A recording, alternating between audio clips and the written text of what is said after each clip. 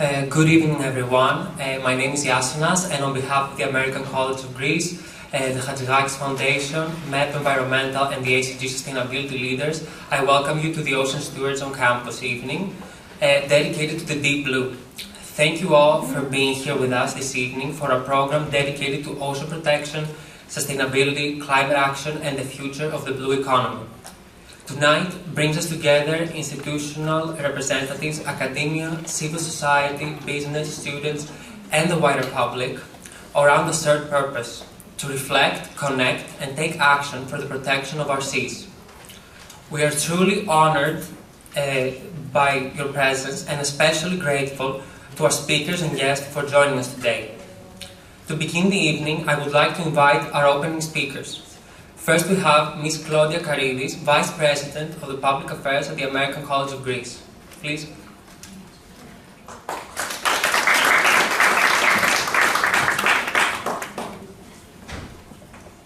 Thank you, Jason. Jason is one of our students and a sustainability leader. Saying something. So, good evening, everybody. Welcome to the American College of Greece and to our event tonight, the Ocean Stewards on Campus. An evening dedicated to ocean protection, climate change, and of course the future of the blue economy. President Wingebeck, thank you for joining us in welcoming our guests tonight. We understand that you have a commitment to represent the college at another event shortly.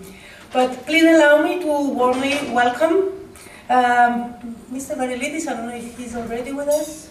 Okay, maybe, okay, no. But I wanted to say that both the Ministries of Education and Religious Affairs, as well as the Ministry of Environment, have given their auspices for this event tonight. But I would like to welcome Dr. Dionysia-Avgerinopoulou, member of the Hellenic Parliament. Thank you for being with us tonight, and she's the Prime Minister's Envoy for the Oceans. She chose to be with us today, celebrating the World Environment Day. I would like to also welcome the DCM of the Australian Embassy in Athens, Mr. Scully. Thank you, Mr. Scully, for joining us tonight. Representing also the ambassador, who's a good friend of this initiative. Dear speakers of the panel that will follow, dear alumni, dear faculty, fellow faculty and administrators, parents, ACG parents, alumni and friends. Ocean Steward on Campus is organized in recognition, as I said, of two global days. First of all, the World Environment Day, which we celebrated last Friday, and of course the World Ocean Day we celebrate today, June 8th. These occasions remind us all, of course, of a very simple but fundamental truth, that we are inseparable all from the health of our planet, and most specifically the health of our oceans. And earlier today I was reading a report on that highlighted that Greece is among the EU countries most vulnerable to the long-term effects of climate change, with potentially disproportionate consequences for our economic growth. This underscores the urgency of all the challenges we face, our planet is facing, and of course the importance of both individual and collective action.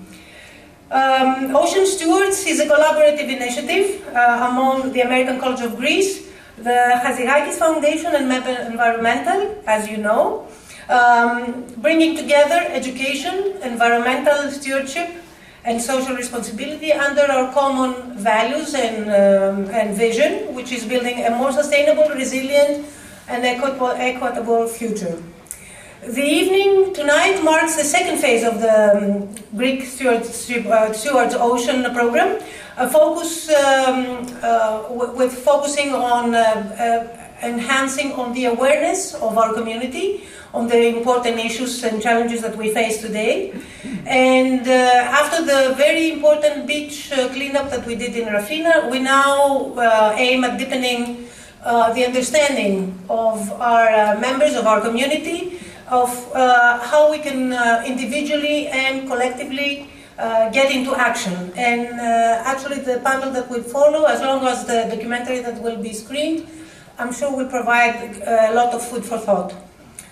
The two strengths, actually, as Dr. Avgerinopoulou was saying earlier, of tonight's initiative lies in the younger generation, And we at the American College of Greece are very proud for our students, and especially the dedicated task force, the sustainability leaders. Jason, as I said, is a member of them, along with other members who are present here tonight. One of them will be on the panel, Mina, later on. This is a dedicated task force that supports all kinds of sustainability-related initiatives taking place throughout the year on campus, and we are very happy and proud for them. And they have demonstrated their activity demonstrates the power and the impact of individual action. I take the opportunity to also mention that we are very proud to also share that the American College of Greece very recently earned another gold stars rating for the third consecutive time since we began assessing our sustainability best practices throughout the institution. And this recognition was based on a very rigorous evaluation in 5 key categories that include academics, operation, engagement, planning and administration, and innovation and leadership, reflecting on comprehensive and collective on our part commitment to sustainability. We are indeed the only academic institution in Greece that is assessed based on this assessment, developed by the Association for the Advancement of Sustainability in Higher Education, and we are the first that we got a gold rating, representing, as I said again, the commitment in sustainability best practices. In closing, I would like to extend my sincere thanks to our partners, Elisabeth, Sotiris, our Sustainability Director, Rania Saviotakis, for their continuous efforts to highlight important issues, such as the one today. I would like to thank our distinguished guests and speakers at the panel that will follow, and all our faculty members, parents, and friends of the college for being with us here tonight. I hope you enjoy a very meaningful and productive discussion that will follow. Thank you very much.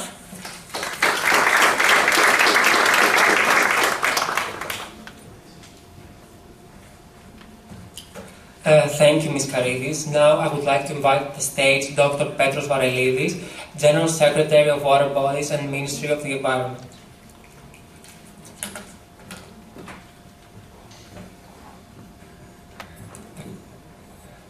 Good afternoon. Okay. Good afternoon, everybody. It is important to all of us, all the citizens, to participate in the effort to protect the oceans. The Greek government has taken strong initiatives to that end. We have announced, Prime Minister announced 2 years ago, the creation of 2 very large marine national parks, one in the Aegean Sea, one in the Ionian Sea. These 2 large marine parks are the flagships of our efforts to protect the seas, and they have a very distinct difference compared to typical marine parks, and that is that typically all the states have the same habit. They protect what is already protected. So they protect the remote areas that nobody goes there. So everybody's happy. Nobody's annoyed because you don't touch anything. You just declare the legal statute, the protected status, and that's it.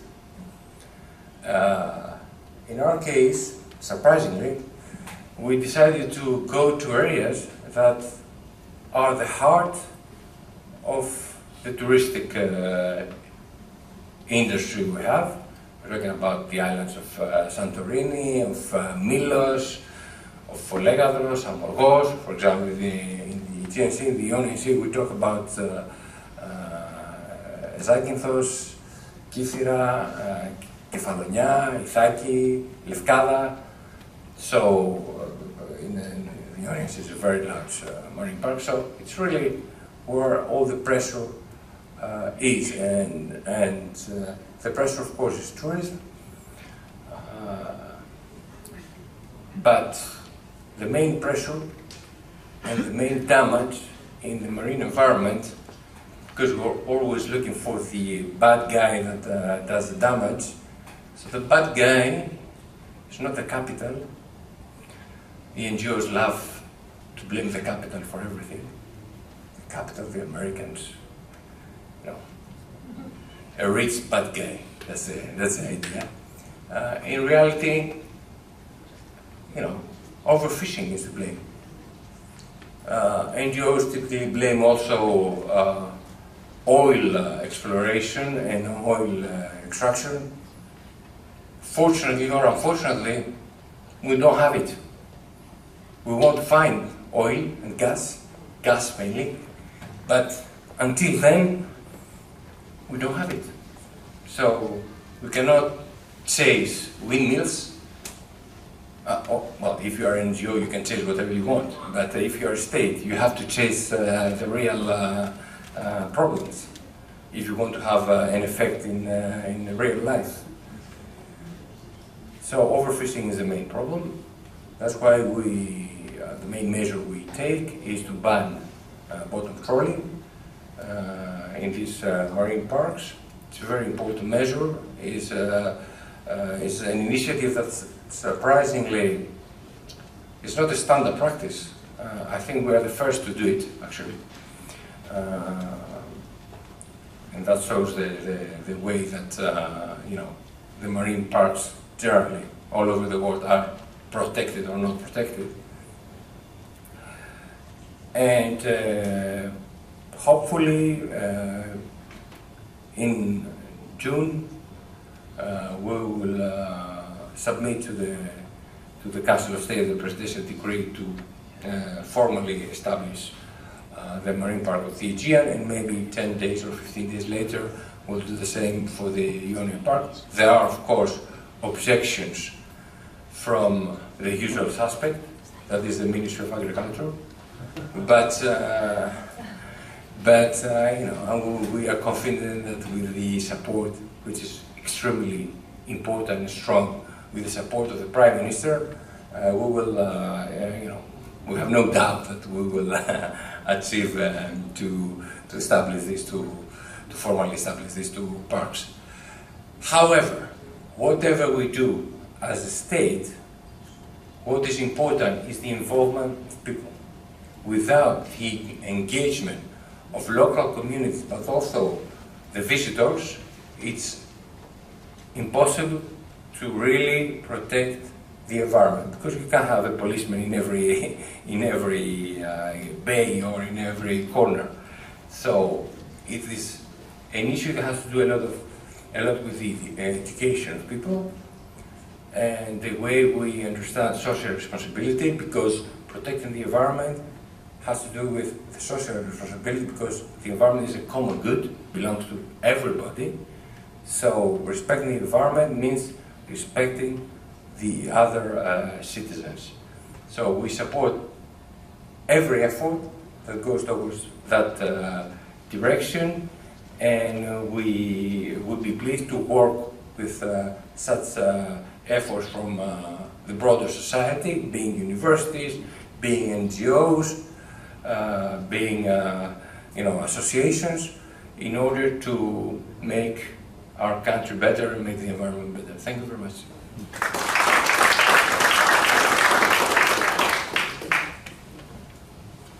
Thank you very much, Dr. Varelidis.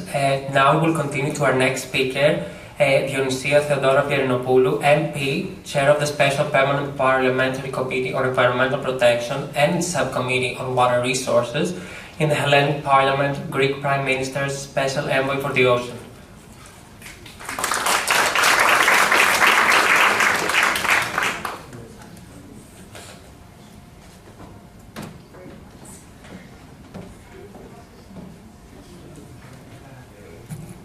Dear President of the College, Your Excellency Deputy Ambassador of Australia to Greece, Your Excellency Secretary General of the Ministry of Environment and Climate, dear Chairperson of the Chatzigakis Foundation, your dear friend and former minister, dear faculty and administrators, and above all, dear students and future Ocean Stewards. Ocean Stewardship is an ethical and practical commitment to the responsible care of the marine environment. It involves active steps to protect marine life, reduce pollution, address the climate and ocean nexus, and use ocean resources sustainably, ensuring the health of the ocean ecosystem for the present and future generations. I would like to warmly congratulate the American College of Greece, the Chatzigakis Foundation, and the MEPP Environmental for organizing such an important event today, and of course the Australian Embassy for its very important contribution. There could not be a more fitting moment for this gathering, as today we celebrate the World Oceans Day for 2026. Today, the global community has to pause a little bit its activity to honor our planet's greatest natural capital, our oceans and seas.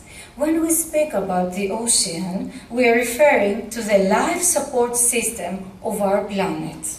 To understand its importance through just simple statistics, let us remember once again that our global ocean covers more than 70% of the Earth's surface, and that is 2/3 of our planet.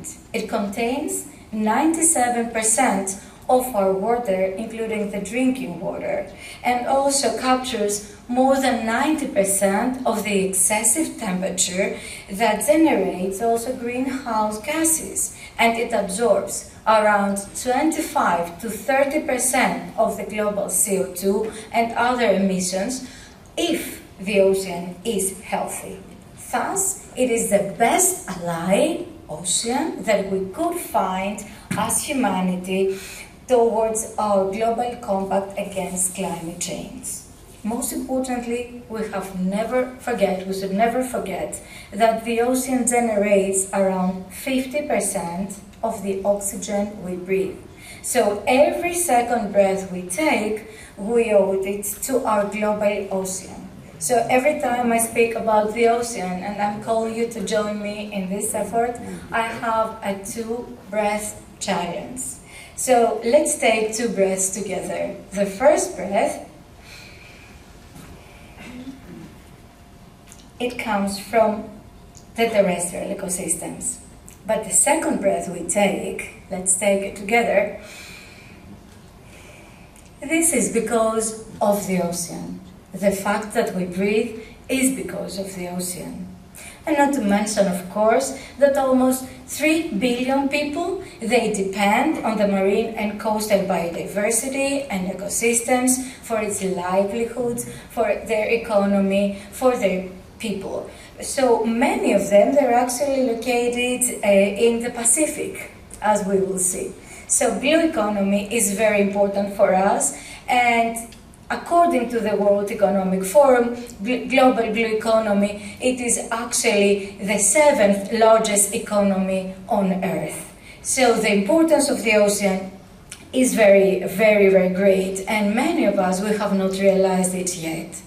Despite this, the ocean goes in unprecedented pressure from human activities. And these activities, they threaten marine ecosystems, biodiversity, coastal communities, food security, and, as we spoke before, the global climate stability. This is why the ocean needs the new generation of leaders to help restore it. And let's not forget that we are going through the so-called restoration generation. It is a global mandate, it is the UN mandate to try to restore our ecosystems, most primarily the ocean ecosystems. Is it possible in a country that we are located today, in a country like Greece? Yes, because especially in countries like Greece, with our thousands of islands, one of the longest coastlines in the entire world, and a deeply rooted maritime tradition, the sea is a fundamental pillar of our identity, our history, our livelihood, and our future. For us, protecting the marine environment, it is a daily national priority. Greece continues to stand at the international forefront of promoting a sustainable blue economy and advancing marine conservation. In recent years, we have championed major global initiatives for expanding the effectively managing our marine protected areas to tackling marine plastic pollution, promoting sustainable fisheries, decarbonizing shipping, and foresting marine scientific research. And these are the pillars that we definitely need you, the people that represent the academic and the research community.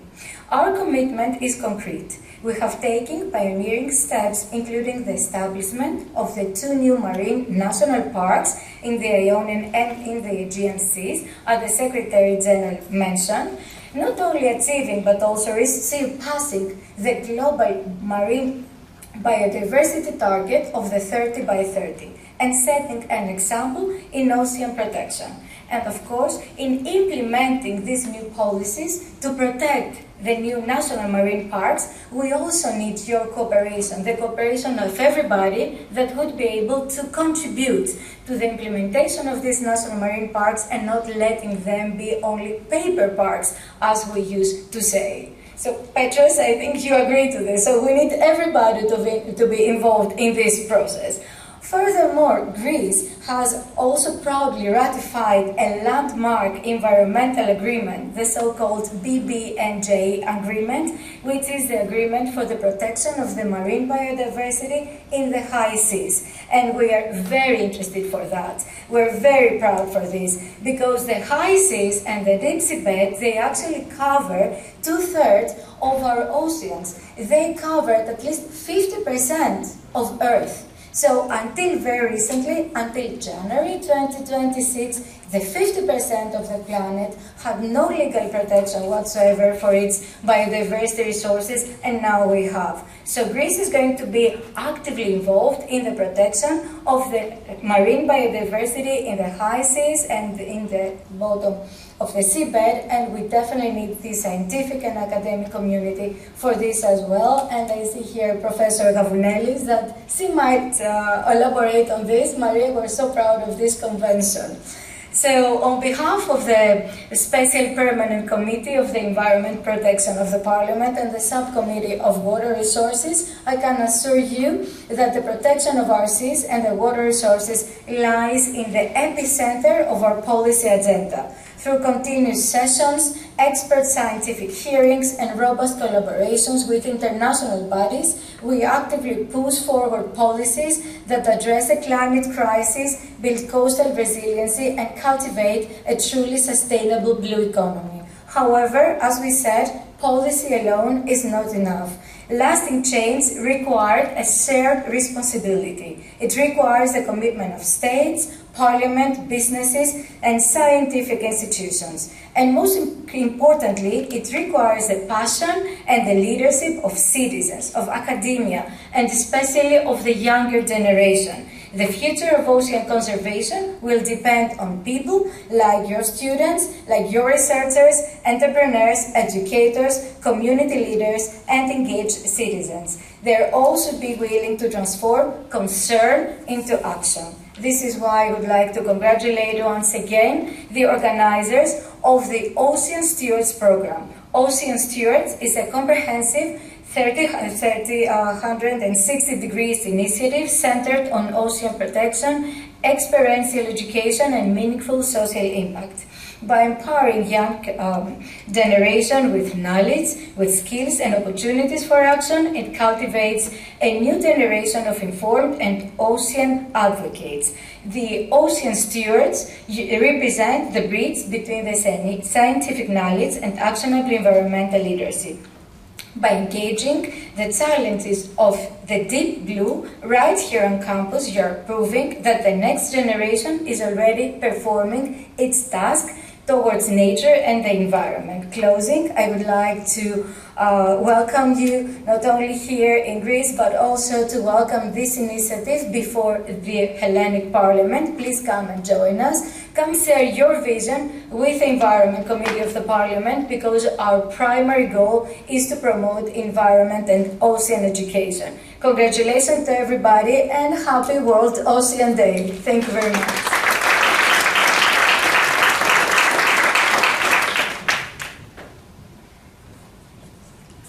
Thank you very much, Dr. Avgerinopoulou. Following our program, now we will display a video message by Her Excellency Alison Duncan, Ambassador of Australia to Greece, who unfortunately couldn't be here with us today.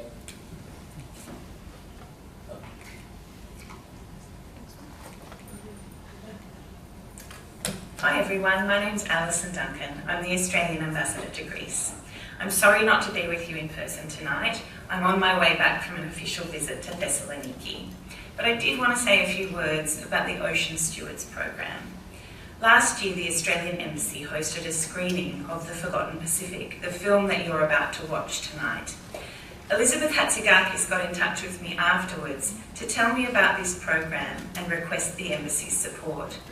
When she told me about what she had planned, a 4-year journey involving grassroots beach cleanups, school students, links with Pacific Islands communities, and all of this with the aim of creating global citizens who cared about the health of our marine environment, of course I wanted to be involved. It was really great to come along to the first of the beach cleanups with my family a couple of months ago. And I have to say that it really opened my eyes to the terrible devastation that plastic, styrofoam and other waste can have on our marine environment. So I commend the Chatzigakis Foundation, the American College of Greece, MEPP Environmental and all of you for being part of this very important initiative. Because by becoming active, using our voice and sharing our knowledge, we can make a difference.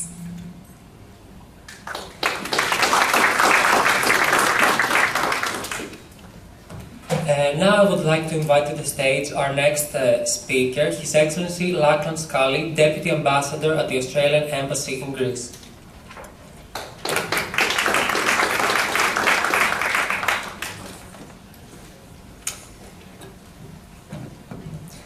Dr. Avgerinopoulou, Mr. President of the College, Mr. Secretary General, distinguished guests.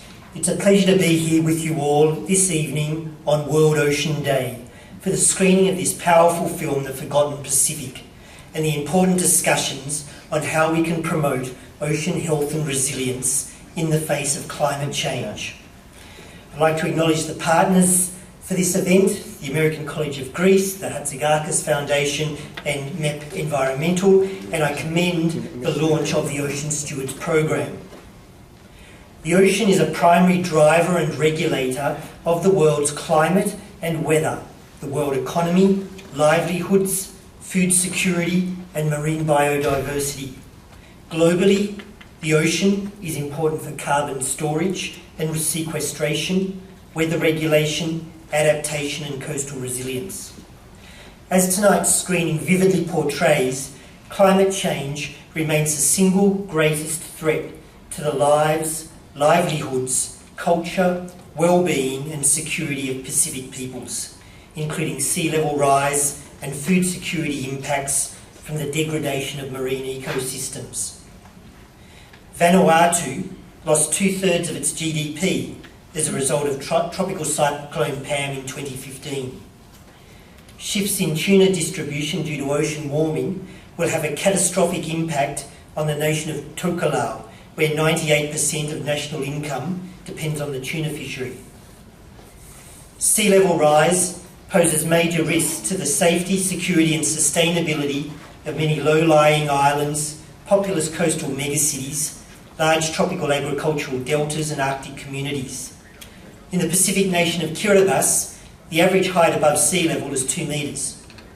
Tuvalu, another Pacific nation, is an archipelago whose highest point above sea level is just 4.6 metres. From sea level rise and ocean acidification to increased natural disasters, this is the lived experience of Pacific peoples, and the Pacific has been at the forefront of climate advocacy and ambition, as you will see and hear in the film tonight.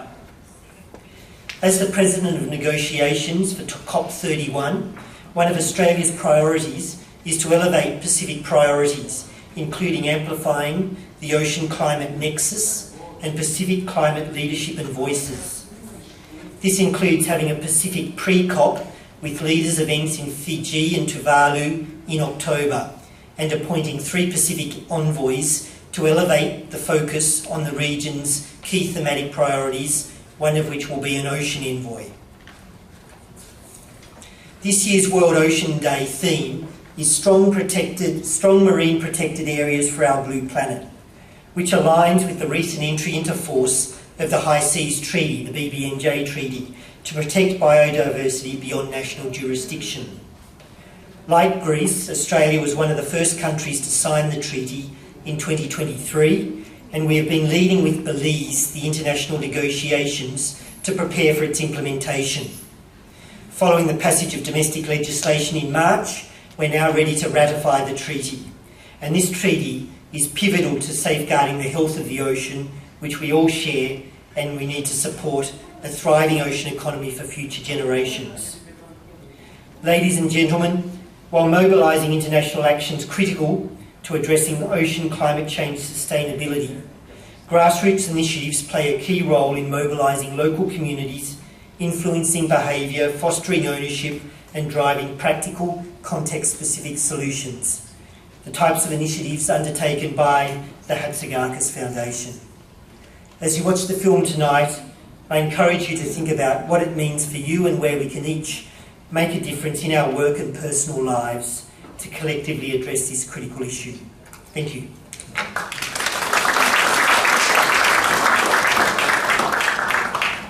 Thank you very much, Mr. Scully. Now I would like to invite to our stage Spyros Kouvelis, board member of the EU mission Restore Oceans and Waters by 2030, initiative by the European Commission, director of the Institute for Sustainable Development at the European Public Law Organization.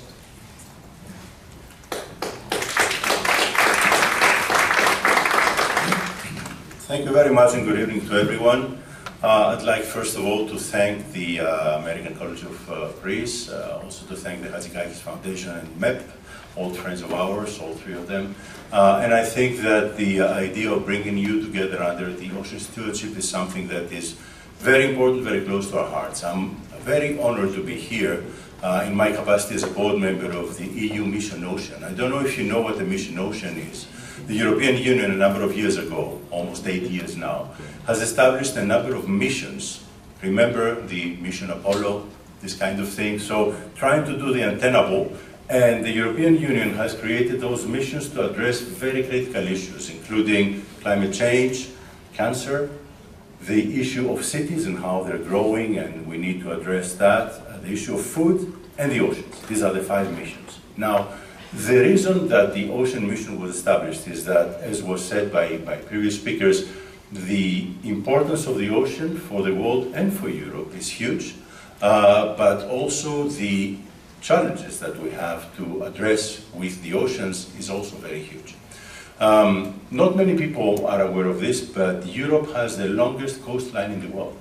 Europe does have the longest coastline, not only because of its member states, including our country with the longest coastline in the European Union, but also because it has the outer reaches of the European Union, like the islands in the Pacific and in other places. Also, the European Union is one of those areas that has a very, very close connection to the sea because it has probably the biggest percentage of people that are employed because of the ocean. So in terms of employment, in terms of creation of GDP and so on, the ocean is hugely important. But most importantly, it's all the intangible, if you like, goods that are provided by the ocean. This is why, under the EU Mission Ocean, we have established an effort 3 years ago in which I am very honored to be one of the co-writers to put together what we call the Ocean Pact. The Ocean Pact is the policy that was announced by President Ursula von der Leyen that actually sets out the pathway for Europe to create a central policy that becomes one of the main policies of the European Union on how our collaboration and our coexistence with the ocean needs to be managed. And why this is important? Because very often in the ocean we have one problem, that there are many different administrations and many different parts of the administration that have to manage things. Fisheries is managed by somebody, as the Secretary General said, the environment is managed by somebody else. Then you have the Ministry of Agriculture, then you have the Ministry of, Defense, and the Ministry of Transport, and I could make a very long list of that, and they don't talk between them. Or if they do, they kind of talk between them. breaking down those silos is very important. And the only way to do it is to have very strong commitment on specific things. So the Ocean Pact, what it does is that it sets out the priorities that need to be addressed as a whole by the European Union and the member states, and some of them, just very quickly, are of course the protection of protected marine areas, and the protection of the ecosystems and the species in the sea. We don't know how many species we have in the sea, right? It's the protection of coastal communities. Coastal communities are very much attached to the sea and are very vulnerable because they have to deal with difficult conditions in terms of livelihoods, in terms of weather, in terms of isolation very often if you think about the island, so that's important. One more priority of the Ocean Pact is the importance of research. And why research? And of course climate change, right? It was mentioned before, but I will not stick too much to the climate change. Or I will, actually, because climate change has two aspects that need to be seen. One is that, as was mentioned, the ocean is one of the biggest absorbers of CO2 and greenhouse gases from the atmosphere. So it kind of balances what is happening. The second thing is that it is impacted very much by climate change.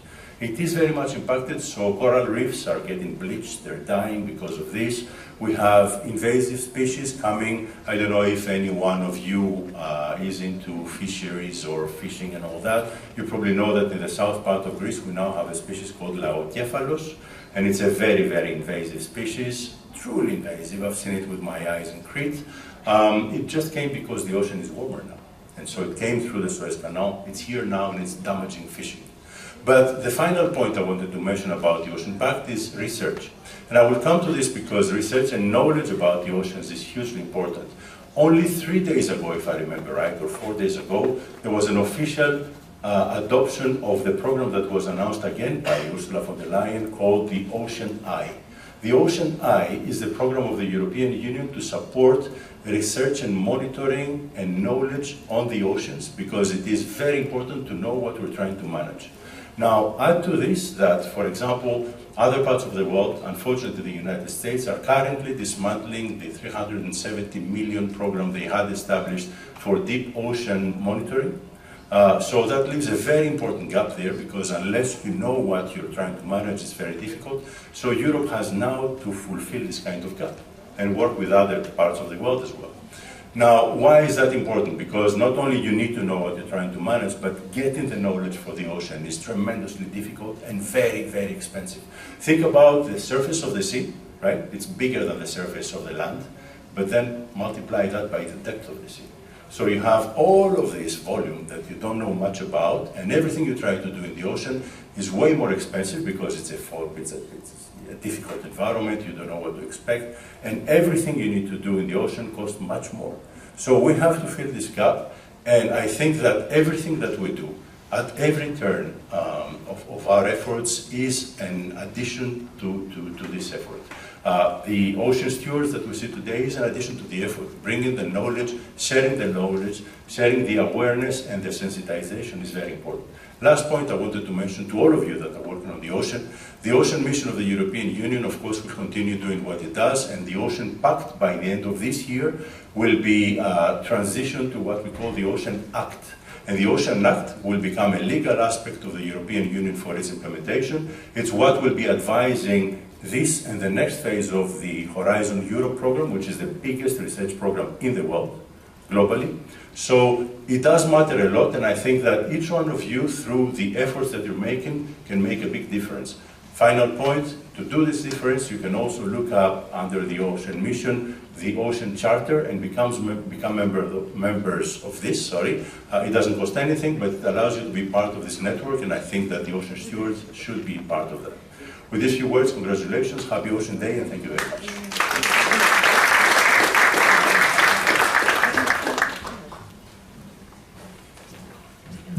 Thank you very much, Mr. Kouvelis. Now we will be watching a few highlights of the Ocean Stewards Program and their initiatives around the year.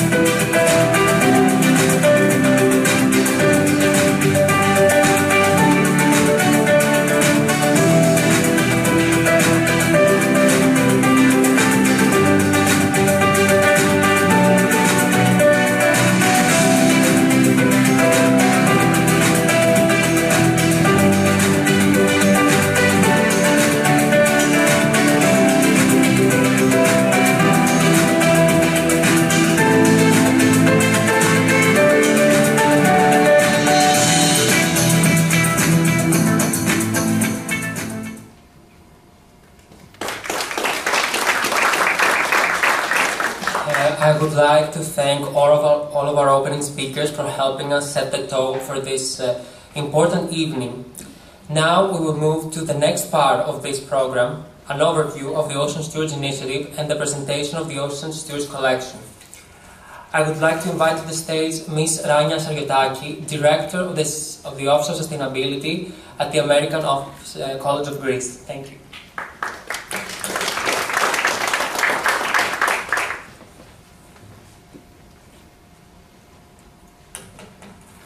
Hello, everybody. It's really our pleasure to have you all with us. You watched a video that highlights just a glimpse. You got a glimpse of how Ocean Stewards has already begun to take shape through action, collaboration, and participation. We have many things to come, and we all want you to be part of them. It's a real pleasure to be here this evening and to briefly introduce the broader vision behind this initiative. Ocean Stewards, as you heard before, is a strategic alliance between the American College of Greece, Chatzigakis Foundation, and MEPP Environmental. It's not an ad hoc project. It's a multi-year initiative that seeks to protect the seas through a holistic approach that connects education, environmental action, technology, innovation, creativity, and social contribution. For us at the American College of Greece, this initiative is deeply connected to our educational mission and to the kind of learning experience we want to offer our students. Our goal is not only to provide knowledge, but also to equip our students with the values, the mindset, and the soft skills they need in order to become active citizens and responsible professionals in a world facing complex environmental and social challenges.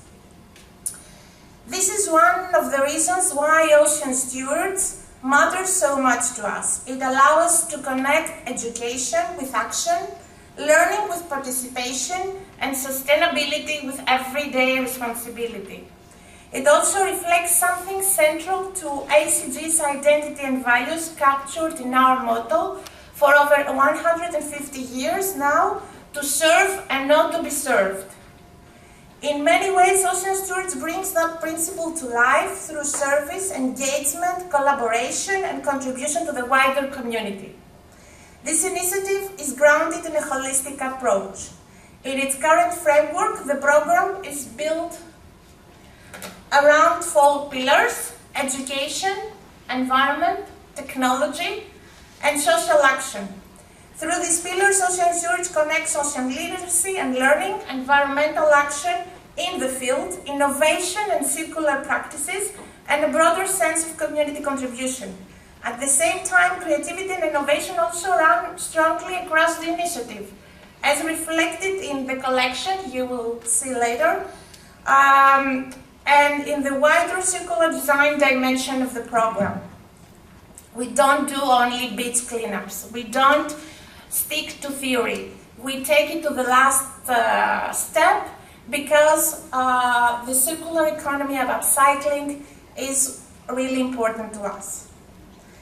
What is equally important for us is the role of our students in shaping this journey. We do not see our students simply as participants or audiences, but as co-designers of this initiative and all of our initiatives here at ACG. Their ideas, creativity, perspective, and energy are essential, and that is why they will remain at the core of the program as it develops further in the coming months and years. At this point, I would like to warmly thank my colleagues, our faculty members, that will be we're going hand in hand, side by side, designing and working on this long journey, this 4-year project. We hope we can have it many more years. And our students, and especially the ACG sustainability leaders. But I cannot help give thanks to my colleague at the Office of Public Affairs, Vasiliki Christoforidou, because her support and contribution is very valuable to this event and all the other things you've seen before. And because Ocean Stewards is designed not only to inspire, but also to create measurable environmental, education and social value, I would like to invite my partner in crime and dear alumna, Mrs. Elizabeth Chatzigakis, to join us and say a few words about the broader impact and key dimensions of the program. Thank you all.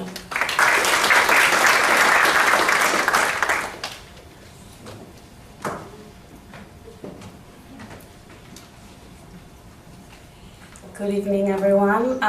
It's great to be back home. I keep saying that with a lot of emotion every time I stand here. I would like to thank very much General Secretary of Natural Environment and Water, Dr. Varelidis, and also Deputy Ambassador, Mr. Scully, for being here, as well as distinguished guests, Dr. Dionysia-Theodora, and the President of the American College of Greece, and of course distinguished friends and associates and colleagues and co-founders from MEPP Environmental, and dear friends that are later joining us on the Open Dialogue session. This is an important initiative, and I would like to thank very much the American College of Greece and Ms. Carydis, and especially the Office of Sustainability, for embracing this from the very beginning. And what is really innovative about it is that it's spherical, so it's this 360 approach of 4 pillars. We have piloted all through from February that we signed the MOUs and the official procedures were over. We put our hands on the ground. We had a few pilot events with different partners, our academic partners from the Hellenic Center for Marine Research, and corporate partners such as New Naval, and then we focused on opening the dialogue here at the college through the Business Week, and especially our inaugural event, which was an initiative focused on Rafina, close to the port. The problem is, of course, exacerbated every time. Now we are here because it's the official public launch of the project. And as I was saying, numbers matter when we're tackling a global environmental problem. And for us, what was a priority was to set the priority straight, that we are working with measurable impact for this project. And I would like to take you through a few KPIs that we have envisioned to include in this 4-year-long journey. So we have actually said that per year we would like to reach the 27 initiatives and of course engage 2,500 beneficiary students and families, and definitely focusing on citizen science here, but also all of the communities of the American College of Greece, which includes also alumni and families with children and public schools as well. And of course, when we break it down to our pillars, on the environmental pillar, we can see that numbers matter when it comes to marine litter, and let's say that the Rafina was under 2 hours of an initiative, and we took from underwater as well as coastal cleanups almost 4 tons of ocean waste. So moving on to the education pillar, we're giving a lot of emphasis into engaging participants in the ages 18 to 25, which are the students of the American College of Greece primarily, but also partnering with other institutions as well. And definitely that translates accordingly into more than 100 hours of educational activities and experiential activities that imbue the problem, and also we talk about it in a very, very traditional way sometimes when it comes to ocean literacy. So Chatzigakis Foundation traditionally has let's say, transcended in its programs, the ones that are running on remote islands for students in public schools, the experiential element in the way that we transmit information and in the way that children as well as students want them to become active agents on the field afterwards. And then moving on very quickly to technology and innovation. What is interesting about this, and we're giving the floor to our co-partners from MEPP Environmental for the launch of the OS collection. Technology and innovation is something that comes hand in hand with ocean conservation, because all this waste, all this marine litter, in incredible, humongous numbers, we need to find ways of how to manage it. And these ways can be fully creative when we talk about technology and innovation, such as repurposing some of the waste through 3D printing technologies. But I will leave that over to Sotiris. And lastly, society. We come from the civil society community. Chatzigakis Foundation has over 17 years of active service in the community through 5 strategic programs. So the pillar of society translates into real needs that we will find in vulnerable communities, both in the coastal communities as well as communities here in Attica where we have been active. So that translates into supplies, food supplies, or that translates into funding that will come into social causes and support different social groups. That also includes inclusion and volunteering that we have instilled in all of our actions. So we include in the dialogue people with disabilities, and we give them the equal chance of being part of the dialogue and action as well. I think that is it from me. I'll give the floor now. I have to, of course, I have to show you a little bit and thank from the bottom of our hearts our corporate partners who have been with us from the very recent waters that we are now entering, since the program is only a 6-month-old initiative. And of course, I would like to thank the academic scientific partners, LKC and the Institute for Underwater Ocean Archaeology Research. And another part of this program, as we said, is a 360 initiative, is the fact that we are opening the floor to more CSOs. We want to highlight their work. We want to be partners on the field, partners on the vision and the strategy. And we want to give them the chance to share with all of you their expertise. We are not individuals. We work better in collectivities. Collective action is the key word to tackle these huge issues that are rising with climate crisis and ocean conservation. That's why I'm very, very happy that our OS community is growing. We have a lot of CSOs and great teams here with us today and joining the program. With a lot of expertise, from fire services to volunteering on the field and the aftermath of the fires. The Claudia Preservation Fund, of course, leaders on the ocean conservation front, emphasis and wise Greece on the social pillars in common on circular economy and the importance of starting with neighborhoods. Youth Climate Diplomacy Forum, giving the chance to youth to become active agents and change makers in this world. Beyond CSR, obviously, is opening the way with the Blue Heritage Program. We're really, really grateful and proud. And of course, wholehearted thanks to definitely the Ministry of Education, the Ministry of Environment and Energy, and the Australian Embassy in Greece for standing with us in this 4-year-long journey. Thank you.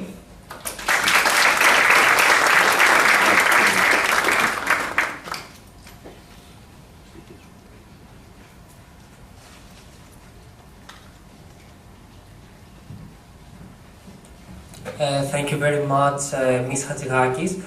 Moving on, I would like to invite the stage Mr. Sotiris Nikolaou, General Manager of MEPP, on stage, please.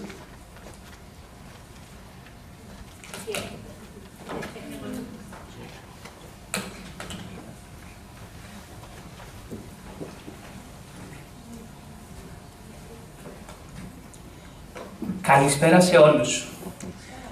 Πραγματικά θέλω να σας ευχαριστήσω από την καρδιά μου που έχετε βρεθεί όλοι σήμερα εδώ. Να φτιάξω και λίγο αυτά, να είναι λίγο πιο ψηλά για να είμαι πιο άνετος. Και μας έχετε κάνει την τιμή να παρευρίσκεστε και ουσιαστικά ούτε λίγο ούτε πολύ να γίνεται και επίσημη ανακοίνωση του Ocean Stewards Collection. Ξέρετε, δεν θέλω να σας ταλαιπωρήσω, δεν θέλω να σας κουράσω, αλλά εμένα μου αρέσει λίγο η διαφορετικότητα, οπότε επέλεξα και να μιλήσω στα ελληνικά, αλλά και σε σχέση με τα πράγματα τα οποία έχουμε ακούσει σήμερα, να διαφοροποιηθούμε λίγο από το μέσον όρο των διαδικασιών και των πραγμάτων που γίνονται στο κομμάτι του περιβάλλοντος. Όπως μας είπε και η Ελισάβετ πριν, και οι υπόλοιποι προλαλήσαντες, οι οποίοι πραγματικά κάνουν πάρα πολύ μεγάλη δουλειά και είναι δίπλα μας και μας στηρίζουν σε όλη αυτή την προσπάθεια και πιστέψτε με, πραγματικά είναι πάρα πολύ δύσκολη και πολύ ωρή. Έχουμε φτιάξει ένα πρόγραμμα το οποίο είναι 4 ετών αλλά και 4 πυλώνων. Εκκινώντας από το περιβάλλον, θέλω να σας πω ότι συνδέουμε και τους άλλους 3 της εκπαίδευσης, της τεχνολογίας και της κοινωνίας. Ξέρετε, όταν κάνετε ένα πρόγραμμα και θέλετε αυτό το πρόγραμμα να πετύχει, εάν πάτε να το κάνετε μόνοι σας, συνήθως δεν έχετε μεγάλη δυναμική. Εμείς λοιπόν πήραμε μια απόφαση να ενώσουμε δυνάμεις. Το Αμερικάνικο Κολέγιο, το Ίδρυμα Χατζηγάκη και η εταιρεία μου, η MEPP που εκπροσωπώ, ενώσαμε τα χέρια μας, φτιάξαμε τα μνημόνια μας και βάλαμε κάποιες σταθερές, οι οποίες σταθερές αυτές θα μας συνοδεύουν για τα επόμενα 4 έτη. Οι σταθερές αυτές λοιπόν είναι πάντα έχοντας το μάτι μας στο Αμερικάνικο Κολέγιο, στο κομμάτι του τυρί πυρσάλμπα, να εξασφαλίζουμε το κομμάτι των απαραίτητων πόρων για να κάνουμε όλα αυτά τα οποία λίγο πολύ έχετε δει μέχρι στιγμής.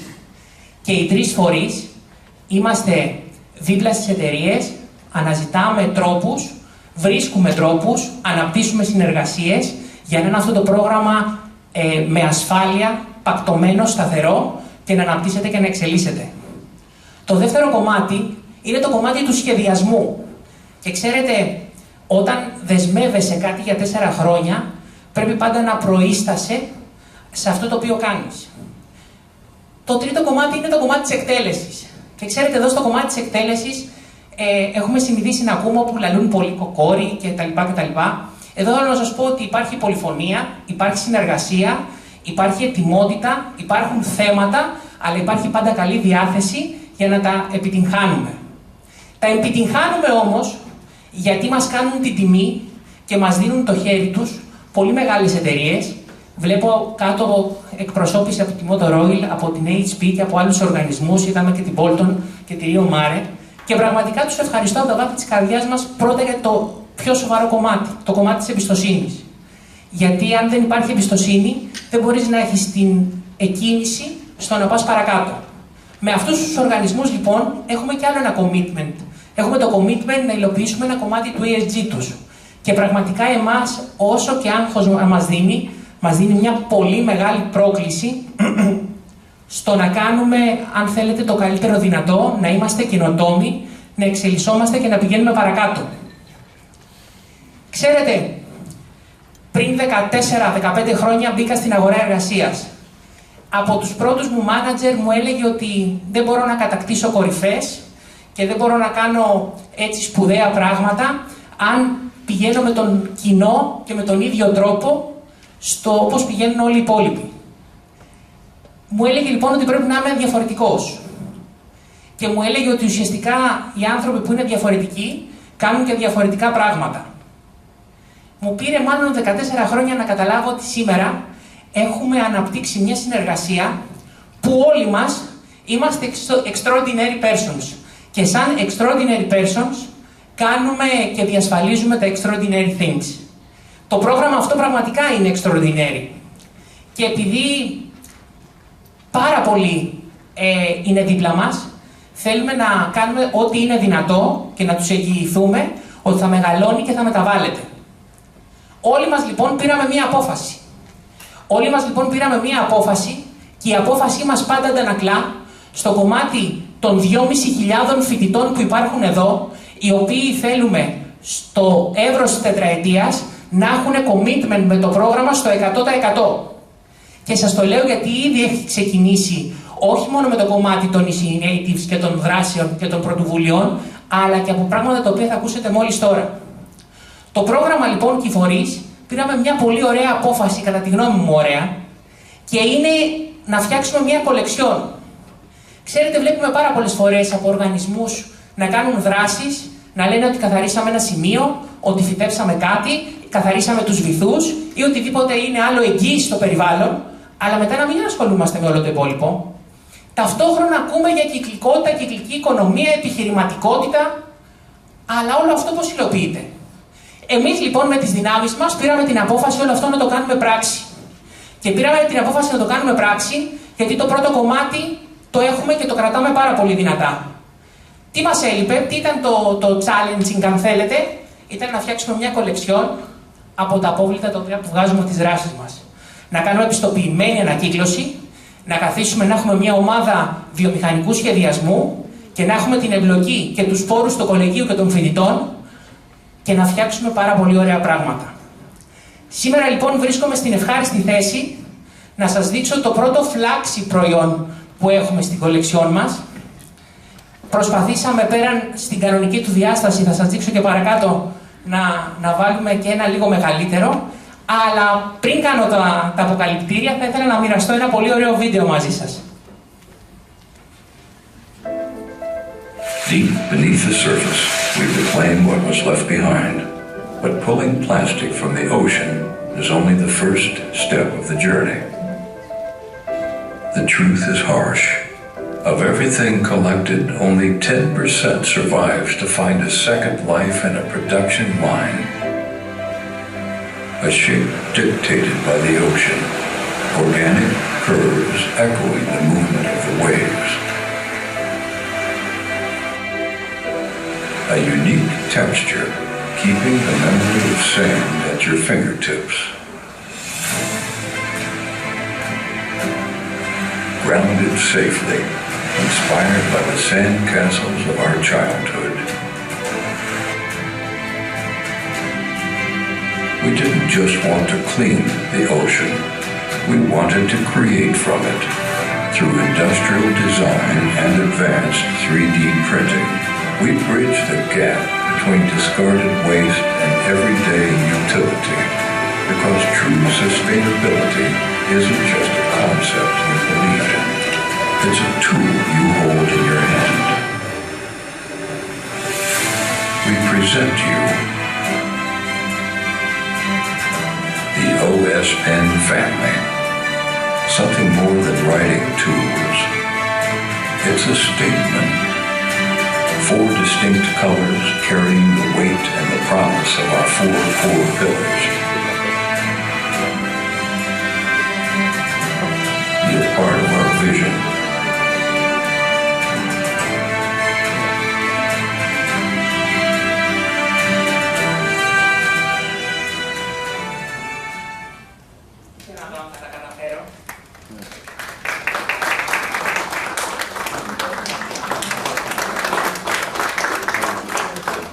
Σας παρουσιάζω λοιπόν κάτι το οποίο μας έχει φάει πάρα πολύ χρόνο και έχουμε καταφέρει να το υλοποιήσουμε. Μπορεί να γέρνει λίγο μπροστά γιατί δεν το έχουμε αφήσει ησυχία από το πρωί. Αλλά είναι το πρώτο εργαλείο της κολεξιόν. Είναι ουσιαστικά μάλλον ένα απλό στυλό θα πουν πολλοί. Εγώ θα πω ότι είναι εμπνευσμένο από την κυκλικότητα των κυμάτων. Όποιος έχει την χαρά να το κρατήσει θα νιώσει ότι κρατάει την άμμο στα χέρια του. Και αντί να επιλέξουμε να έχουμε ένα καπάκι, έχουμε επιλέξει να κάνουμε μια βάση η οποία εκκινά, όπως εκκινούσαμε μικροί στην παραλία να χτίζουμε καστράκια στην άμμο. Είναι πραγματικά εμπνευσμένο από τους ωκεανούς και είναι πραγματικά ένα απόβλητο που κατά κόρον γινόταν θαλασσινό, σήμερα να αποτελεί ένα πολύ καλό και χρηστικό εργαλείο. Ξέρετε, Πάρα πολλοί άνθρωποι μου λένε «Σωτήρη, θέλω να είμαι κοντά σου, αλλά είμαι μακριά, είμαι στα Δωδεκάνησα, είμαι στη Ρόδο». Δεν είναι εύκολο και δυνατό. Θέλουμε να βρούμε έναν τρόπο να είμαστε αρρωγοί στο πρόγραμμα, να είμαστε κοντά σας και να μπορούμε να σας ενισχύουμε. Ξέρετε, με το εργαλείο του Ocean Stewards Collection πετύχαμε αυτό ακριβώς. Οποιοςδήποτε λοιπόν έχει ένα κομμάτι της συλλογής στα χέρια του, είτε από οργανισμό είτε από κάποιον ιδιώτη, είναι σαν να κάνει δράση. Γιατί ουσιαστικά έναντι του ποσού της δωρεάς χρηματοδοτεί το πρόγραμμα, κάνει δωρεά στο πρόγραμμα και εμείς έχουμε τη δυνατότητα και τη δυναμική μαζί με την υποστήριξη των εταιριών να κάνουμε expand και τη δυναμική μας και το μήνυμά μας και να μεγαλώνουμε το πρόγραμμά μας και να πετυχαίνουμε. Πάρα πολύ πάλι, γιατί ξέρετε, όταν έχουμε μια ιδέα σκεφτόμαστε περίεργα. Και μου λέγανε «Βρε Σωτήρη, θα την κάνουμε τη συλλογή. Αυτή η συλλογή θα πετύχει?» Τους έλεγαμε ειλικρινά, δεν ξέρω να σας απαντήσω, αλλά γενικά όταν αποφασίζω και αποφασίζουμε σαν ομάδα να κάνουμε κάτι, συνήθως δύσκολο να μην τα καταφέρουμε. Έχω παραλείψει επίτηδες να σας πω κάτι για το πρόγραμμα. Το πρόγραμμα αυτό ξεκινάει από τον Τυρί και τελειώνει στα νησιά του Ειρηνικού. Έχει την αιγίδα της πρεσβείας της Αυστραλίας και ουσιαστικά από σήμερα θα σας ανακοινώσω ότι έχει και τη στήριξη της ελληνικής ομογένειας. Υπάρχει ένας φανταστικός άνθρωπος, ο οποίος είναι πίσω μου σε φωτογραφία και πραγματικά πιστέψτε με, ακόμα και τώρα έχει μείνει ξύπνια και μου στέλνει μηνύματα στο τηλέφωνο, η Πέννη Σαχίνης, η οποία προείσταται αυτής της πρωτοβουλίας. Είναι σύμβουλος εταιριών και ουσιαστικά είναι στο κομμάτι της ελληνικής διασποράς. Επειδή δεν βρίσκεται εδώ σήμερα μαζί μου, δίπλα μου στο stage, χθες μας πήγε στους ωκεανούς και ξέρετε δεν έχει τη χαρά η Αυστραλία να έχει τη θερμοκρασία που έχει η Ελλάδα. Έβαλε τα πιο δυνατά της ρούχα, αλλά ήταν πάνω στο νερό για να μας πει ένα ευχαριστήριο μήνυμα. Αυτό που θέλω να κρατήσετε είναι ότι αυτή η κυρία που είδε την πρωτοβουλία μας, που είδε την επιλογή μας, που μας μελέτησε, πήρε μια απόφαση να είναι το πρώτο άτομο που θα συνδέσει την Ελλάδα με την Αυστραλία. Πραγματικά θέλω να σας πω την καρδιά μου ότι μας έβγαλε τα νύχια μέχρι να πάρει το νόημα. Αλλά θέλω να σας πω ότι αυτή τη στιγμή κινείται με ταχύτητα φωτός στο να μας στηρίξει. Θέλω να την ακούσετε, θέλω να τη δείτε και θέλω μετά να σας πω έτσι σαν κατακλείδα τι έχει κάνει πριν από εμάς για μας. Δεν θα τη δείτε, πλάκα κάνω. Kalispera Athens and hello to a global Hellenic family. Happy World Ocean Day. I greet you from Altona Beach in Melbourne. Clearly it's not summer. As Greeks and as Australians, the ocean is in our DNA. It dictates our climate, our economies and way of life. Today our seas are calling out for help and we are answering their call through a groundbreaking initiative, Ocean Stewards, a true alliance for ocean conservation. An initiative that came to light courtesy of the Australian Ambassador's post on the Rafina Cleanup Day and my curiosity to connect. I'm incredibly proud to champion this program as the representative for the Greek diaspora in Australia, which is driven and led by the Chatzigakis Foundation, the American College of Greece and MEPP Environmental. As I have learnt and still learning, Ocean Stewards is not just a clean-up crew. It steps into the circular economy, threading clean-up efforts with repurposing using innovative technologies with climate footprint in mind. To hold true to the adage of beware of Greeks bearing gifts, yesterday I received the new Ocean Stewards pen collection, travelling 15,000 kilometres to find me in the diasporan community. How lucky am I? In the shape of a minimal wave, the 4 pens represent the strategic pillars of environment, education, technology and society. Every donation counts and these pens are a gift created from ocean waste collected from all of you in Greece, turning action into impact. Let us be clear, the collection not only drives future coastal cleanups, It supports other social causes, like providing crucial food supplies for vulnerable families or school supplies to remote schools. As Ocean Champion, I am proud to connect the Greek diaspora to the inaugural Ocean Stewards collection, 1,500 pen packs allocated to Australia. The power of the mighty pen. Let us write the future of oceans together. Thank you for enlisting me. I look forward to seeing you in Greece soon. Καλησπέρα.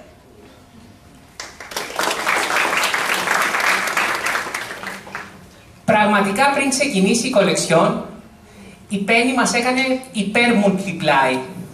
Ουσιαστικά ούτε λίγο ούτε πολύ παρήγγειλε από τα απόβλητά μας 6.000 στυλό ή 1.500 πακέτα. 15.000 χιλιόμετρα μακριά, συγχωρέστε με. Είμαστε στην Ελλάδα και όχι στην Αμερική. Και ουσιαστικά ούτε λίγο ούτε πολύ θέλει να προείσταται όλη η ελληνική διασπορά μαζί μας. Η Penny κατάλαβε κάτι πάρα πολύ σοβαρό. Ότι δεν είμαστε εδώ μόνο για να κάνουμε δράσεις για το περιβάλλον. Είμαστε δίπλα για να στηρίξουμε την ευάλωτη ομάδα των ανθρώπων που το έχει πραγματικά ανάγκη. Είμαστε για να παράγουμε τεχνολογία και είναι και μια κουβέντα που κάνουμε και με μια κυρία που έχει έρθει σήμερα εδώ και μας κάνει την τιμή. Είναι για να κάνουμε πράγματα και στον ακαδημαϊκό φορέα, αλλά κυρίως να μπλέκουμε την οντότητα των 2.500 φοιτητών που θα βγουν από εδώ και σε σχέση με την αυτιλία που μέχρι πρότινος δεν υπήρχε το μήνυμα, αλλά γίνονται πολύ ωραία έργα. Εδώ το μήνυμα υπάρχει, απλά θέλουμε να υπάρχει η έμπνευση, να υπάρχει η εκτέλεση στην εργασία. Θα κάνουμε την προσπάθειά μας και νομίζω θα τα καταφέρουμε. Όμως, θέλουμε να δώσουμε πραγματικά τα συγχαρητήριά μας στα 1.500 πακέτα. Που αυτή η γυναίκα μπήκε σε μια διαδικασία και το έκανε. Αυτό που θέλω να κρατήσετε είναι ότι η ελληνική ομογένεια, που πολλές φορές νιώθει πολύ πιο έντονα το ελληνικό αφήγημα σε σχέση με εμάς που ζούμε εδώ, είναι ότι απαιτεί να γράψουμε το μέλλον των ωκεανών παρέα. Εγώ αυτό που θέλω να πω και να κλείσω είναι ότι σε κάθε μία περίπτωση, αν κάποιος έχει αντιληφθεί ότι εγώ θέλω να σας πω ότι φτιάξαμε ένα στυλό, έχω μάλλον κάνει λάθος στη δουλειά μου σήμερα στην παρουσίασή μου. Αυτό έχουμε φτιάξει ένα πολύ χρήσιμο εργαλείο. Και έχουμε φτιάξει ένα εργαλείο το οποίο ουσιαστικά στο κομμάτι του οικοσύστημά μας, το μέλλον μας, να είναι sustainable. Εγώ σας καλώ, όπως κάλεσα και την Penny, να το γράψουμε παρέα. Εδώ υπάρχει ένα QR. Το QR είναι μια φόρμα που μπορείτε ουσιαστικά να κάνετε donation και να πάρετε ως δώρο τα στυλό, αν είσαστε εταιρείες ή οργανισμοί. Και για εσάς που είσαστε εδώ, αν θέλετε σήμερα, υπάρχει κάτω στη γωνία δεξιά όπως είμαι, πακετάκια τα οποία έχουν γίνει από όλους μας και πραγματικά θα βοηθήσετε τη συλλογή μας να πάει καλά. Δεν θέλω να σας ταλαιπωρήσω περισσότερο. Σας ευχαριστώ πάρα πολύ για τον χρόνο και ευχαριστώ πάρα πολύ που σήμερα Δευτέρα και μετά από Ποσειδόνια βρήκατε το χρόνο να βρίσκεστε εδώ μαζί μας. Είναι μεγάλη χαρά και τιμή. Να είστε καλά.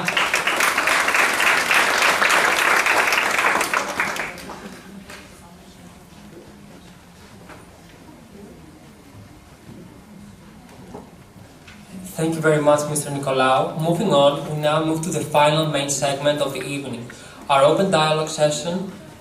This conversation brings together voices from academia, climate action, business, civil society, and the student community to reflect on sustainability, oceans protection, and the future of the blue economy. Joining the panel today, first we have our coordinator, Pavlina Proteu, founder and CEO of Beyond CSR Blue Heritage Project. I would also like to invite to the stage our panelists, Professor Maria Gavunelli, Professor of Law at the National and Kapodistrian University of Athens, Helena Thusaki, journalist and concept founder of Beyond CSR Blue Heritage Project, Alison, country coordinator of Greece and European Climate Pact, Annie Mitropoulou, executive director of the Cloud Preservation Fund, and Nina Bleka, student coordinator of the Sustainability Leaders ACG. Thank you.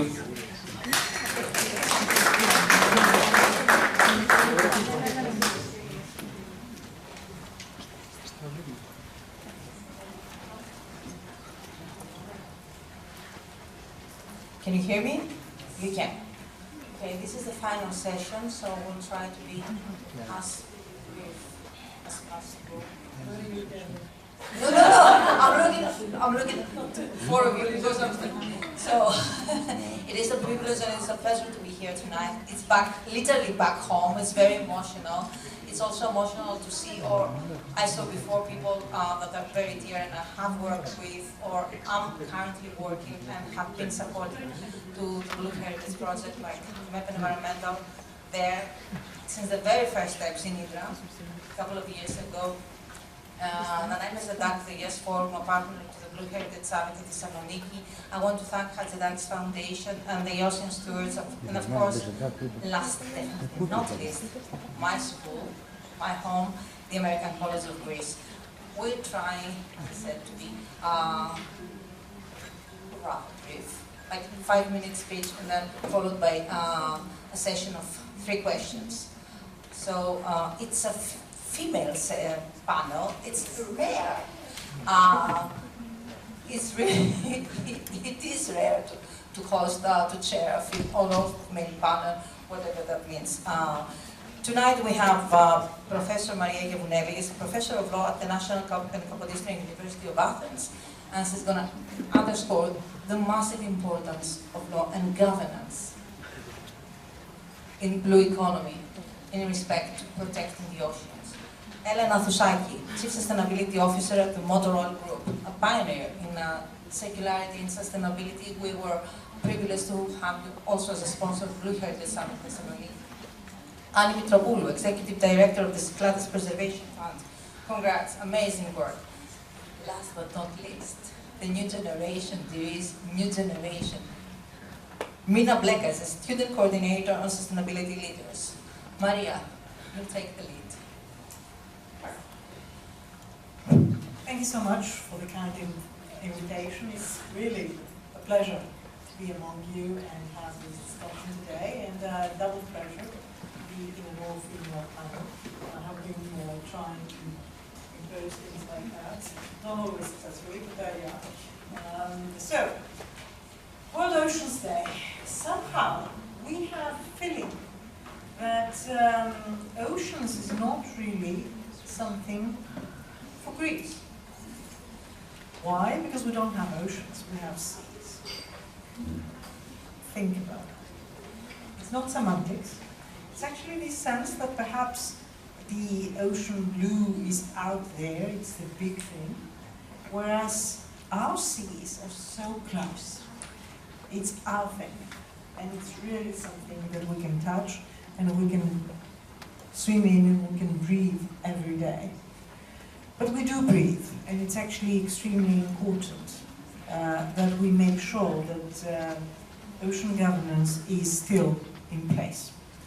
In this time of complexity, in this time of upheaval, when the international community is under stress, we would have to deal with those challenges that are the challenges of the 21st century. And these are climate change, this is biodiversity questions, and this, of course, is pollution. And all these challenges are actually common challenges. They are addressed and can only be addressed by the international community as a whole.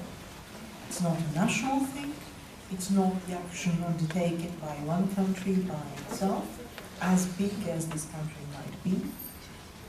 It has to be done in cooperation with each other. And it is actually the ultimate irony, if you like, that at a time when everybody reminds us that we need to take care of our own and somehow look back into national interests, the challenges that we face are out there, and they are common challenges requiring joint action. I think that, for me, that is the most important message of this World Oceans Day. We do have the Law of the Sea Convention. We do have a number of other agreements, the most recent of them, the BPNJ agreement. We were happy and honored at the University of Athens to have a workshop on the day the BBNJ came into force, exactly to celebrate this particular step. And we look forward to working with all of you, the academic community, the industry, the civil society, and naturally the next generation. It's actually what we're all here for, in making sure that there's going to be an ocean for the next century, and there's going to be plenty of seas for all of us around here. Thank you so much. Thank you. Welcome. Alison, country coordinator for the European Climate Pact. Helena Thusan, so looking forward to listening to Motor's input. All right. I think first of all, Happy Oceans Day, okay, which is very important. For motor oil, we are, industry. Industry needs to recognize basically the responsibility, and we definitely recognize our responsibility because we're an energy provider. For that reason, actually, we have managed to come up with some material important topics, and one of them, of course, is marine resources, marine protection, marine biodiversity. We do what we have to do with regard to use and salinity water. We try to sort of monitor our waste and our discharges, and we have everything that has to be in place with regards to the oil spills protection, following MARPOL regulations, etc., etc. But I think that we need to understand what this marine basically environmental footprint, and this is the impact basically that the industry has towards to the marine environment. Then marine governance, what it is the rules and the policies and regulations that we need to follow in order to protect. However, what we have seen so far is a lot of marine governance, lots of policies, and I think before we heard Spyros talking about the Ocean Pact, the Ocean Eye, the Ocean Pact, and I think what's going to happen is we're going to have another Green Deal, but it's a blue deal. Which means basically that the European Commission is going to be starting with policy regulation towards, protecting the ocean, but without actually having in place specifically, let's say, sort of actions and the feedback basically from the industry. And I will definitely agree with Maria that the key there is the synergies that has to come not only from the government side, but with the industry and with the technology providers, because scientific research is extremely important. I think what Ocean Stewards is doing is having the data, bringing basically all the stakeholders in place to be able, let's say, to decide what is going to be the next day for the oceans. And you can only do that, when you're thinking, in practice, what you can do, what you cannot do. And everybody will agree that the ocean is something that we don't know. And it took us enormous of time to realize what's happening there. Imagine, what's going to happen for the ocean. So I think that, this type of initiatives definitely help in order to somehow even influence the decision makers, So I'm looking forward to continuing this discussion. Great. Thank you, Elena. And it seems that we need to draft another Oceans Preservation Fund. We're talking about the Cyclades and the amazing work, but it looks that we need an Ocean Preservation Fund. First of all, let me thank you for this kind invitation. Thank you all. It's an amazing meeting here. I don't know who designed this clever setup, sitting next to Motorol, for example, and academia, and students, and media, and institutions. I think this is exactly what we need, this kind of synergies that we're talking about, right? For the ones, hello everyone, I'm Varelidis. For the ones who don't know me, I'm representing an environmental NGO, which started like 9 years ago, originally set up as a UK charity, working as a small foundation. And the reason why we were there was to make sure that we will empower the local communities for which everyone is talking about, but actually nobody's hearing. So the reason why the CPF was there and remains on the ground is, and with the boots on the ground, is to make sure that we will elevate the voice of these local communities. They do have the knowledge. There is a lot of local knowledge on the islands, on the coastal areas. The guardians of the seas are there. Someone needs to listen to them, and someone needs to bring them to the table of the discussions. So that's why our key values are the bottom-up initiatives, how we will make sure that we will definitely empower the ones who do have the knowledge, do have the passion, do have the willingness to do more and to do better, because it's all about their sea, it's all about their islands, it's all about their place. They care deeply about it.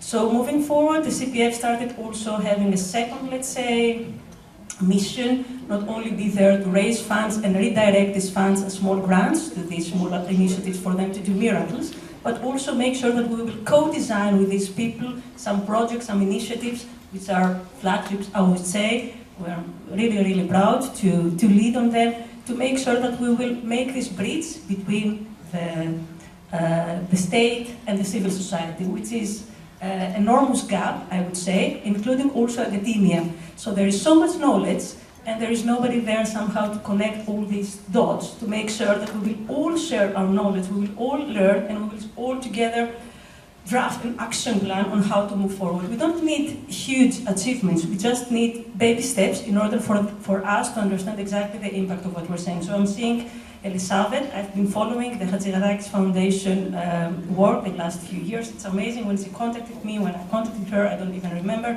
we realized how interesting it is for us to share the same values and make sure that we bring this voice of the people who will be actually the hands to make the difference. So thank you again. The oceans do need preservation funds, but actually what they need are people being actually engaged, and they will be engaged when they understand that the state is listening to them, and they do have something to share for the decision making.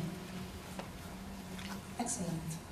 Now, there is future generation, the young generation, the young leaders.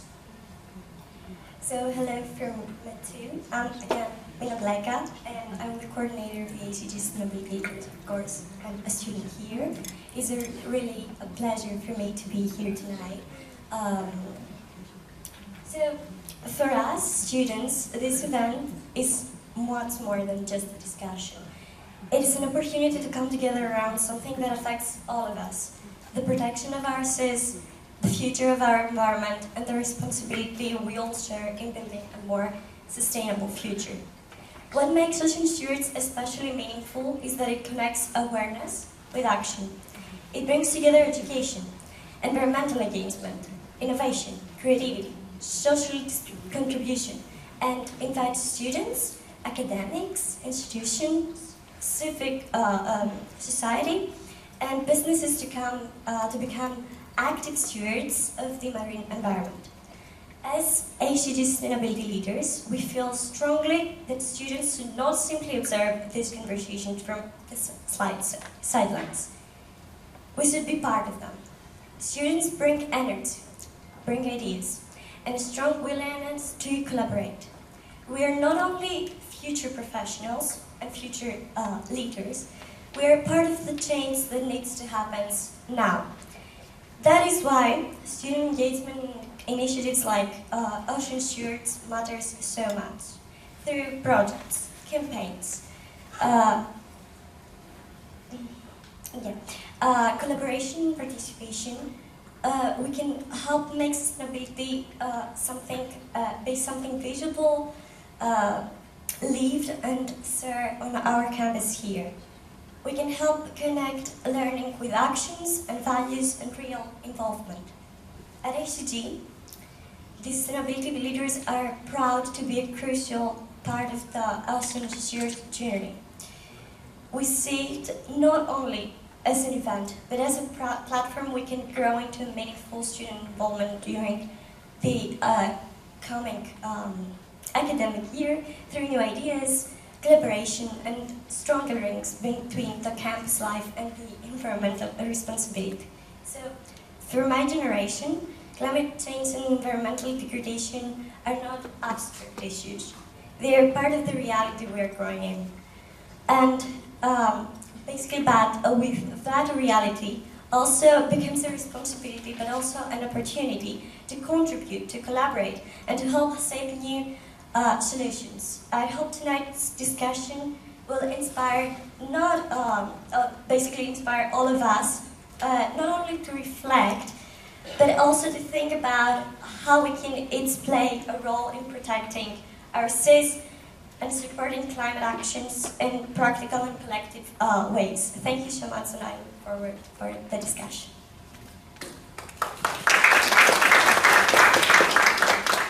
Alice, European Climate Pact.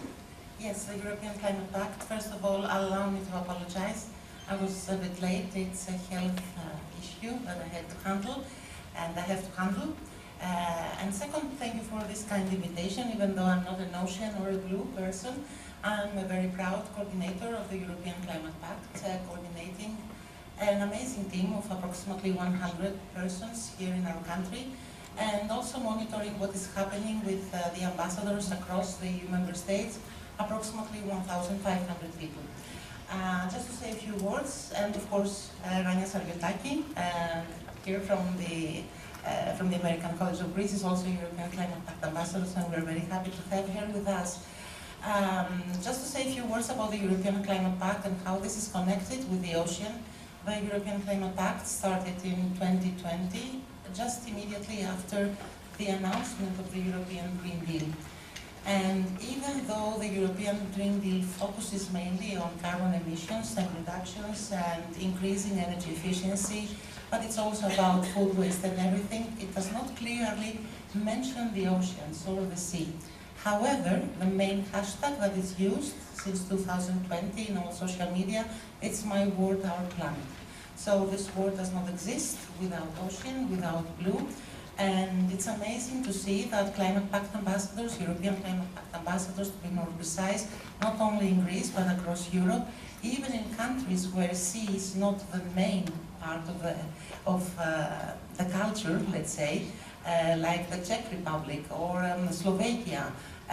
These countries, they are protecting and they are trying to find ways to protect the blue, rivers, lakes, and the sea wherever it is. So, from my experience being the Climate Pact Country Coordinator for Greece, I can understand that climate change is definitely a very complex issue. It's challenging, and it's about collaboration, it's about sharing experiences, it's about sharing knowledge, and this is the only way that we can protect whatever consists, and we can name that this is my world, including the ocean. Excellent, thank you. Now we'll proceed with the questions process, and there are three questions for each one of you. Are we okay in terms of timing? For the questions? Okay. I always ask about time because it's Monday. Yeah. Professor Gavunelli. Is the United Nations Convention of the Law of the Sea still fit for purpose? All major 21st century challenges, climate change, biodiversity loss, pollution, energy transition, or twin transition even more, are global common problems that transcend national borders. Given the current erosion of multilateral governance, is the Law of the Sea Convention still capable of serving as a constitution for the oceans? Thank you for that. The Law of the Sea Convention was concluded in 1982. It's already quite old, it's middle-aged.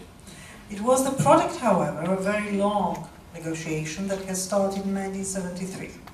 Probably the longest negotiation in these issues, 9 years. Since then, we have created a sort of a Law of the Sea family with more agreements adjacent to the Law of the Sea Convention, agreements on fisheries, the latest one on PB&J, the biodiversity in areas beyond national jurisdiction. In essence, we have created an architecture of protection, but also an architecture of practical involvement with the sea. And I would argue that all the principles that we need, the idea of cooperation, the idea of working together, the idea of balancing out state interests and community interests is actually still there. And we can expand the law of the sea architecture. We can elaborate it further, there's no question about that. The BBNJ agreement offers a major challenge because it offers new tools, and we need to figure out how we are going to use those tools. But I think that we're on solid ground, and we can proceed safely on to the next few years and decades with these kind of agreement. Thank you. Thank you, Maria. Now let's move to the corporate commitment and accountability on another side. Motor Oil Group operates as an industry with a significant marine and environmental footprint. How would you ensure that your involvement in the Ocean Stewards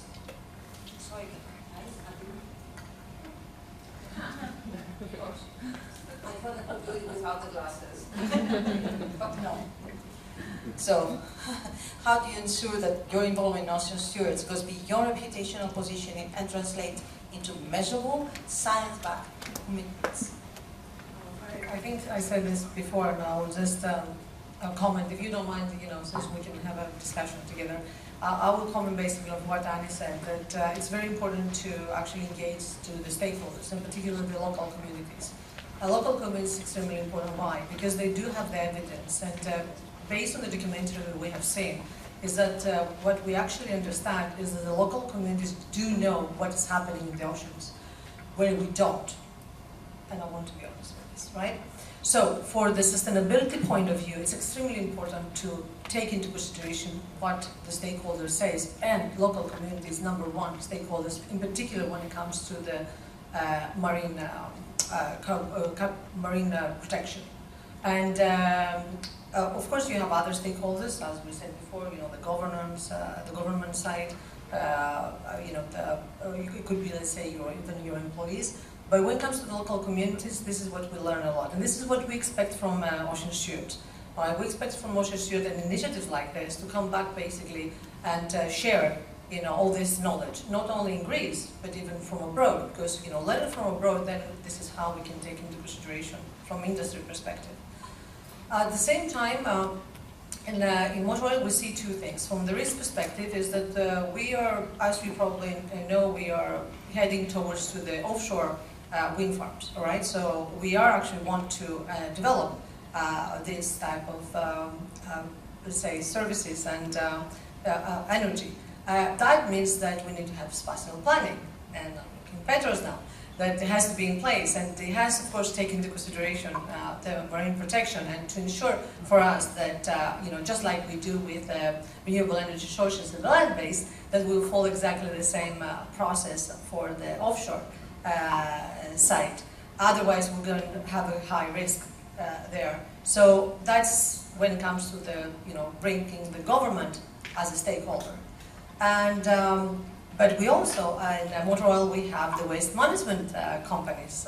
We're a big group of companies, and what we see is that sometimes waste management, just like waste coming from the sea, could be a product for us. Okay, we could even make it alternative, or renewable energy. So what I'm trying to say is that when we talk about marine environment, you can see it from completely different ways, and this is what is nice and exciting when you talk about sustainability. You can see the risk, you can see the opportunity, you can see the impact, and I'm pretty sure that there is no deadlock. You can always find a way to make everybody happy, as long as you involve them. Right? If you decide as an industry to do something by yourself without the engagement of all the other stakeholders, you will end up doing something that, it will make unhappy a lot of people, and I'm pretty sure that will make unhappy even the owners of the business, okay? That is not going to be sustainable. So this is how we see. Awesome. Excellent. Nice. Anya, it's a community-centered conservation. From the very beginning, you choose to work closely with the communities of the Cyclades, who are the true protagonists of the Cyclades Preservation Fund. Can you share some examples of your collaborations and actions aimed at the marine ecosystem, such as the Avgerinopoulou program? Ωραία. You said the right thing, just to make it as quickly as possible. Thank you. First of all, fantastic that we agree. It's fantastic when you see people agreeing on these kind of delicate issues. Yes, let's just mention Amorgorama, I guess, because it's mainly the most popular of the initiatives that we have been supporting. For the ones who don't know, it's about the local fishers of Amorgos, the artisanal small-scale fishers who have realized over the last decade, it's always about time. It's not that people mature that quickly, after all. But it took them at least a decade or so for them to draft an action plan to say, oh, what is going on here? Too much pollution, less fish. Overfishing, pollution, two problems. We need to do something. We don't expect from our others to save us anymore. So, just to make the long story short, the idea was that, just to mention, we need to say that one of them, in the past, had visited an MBA abroad, someone, and I guess it was Greenpeace or someone, an environmental NGO, had this brilliant idea to make this exchange. So they asked a small local fisher to visit France or Italy or I don't remember which country, and they had seen with their own eyes what we are talking about when we are closing an area, when we are creating this space and time for the fish to reproduce. So this is why I'm saying that we need to involve people and we need to make understand with their own language.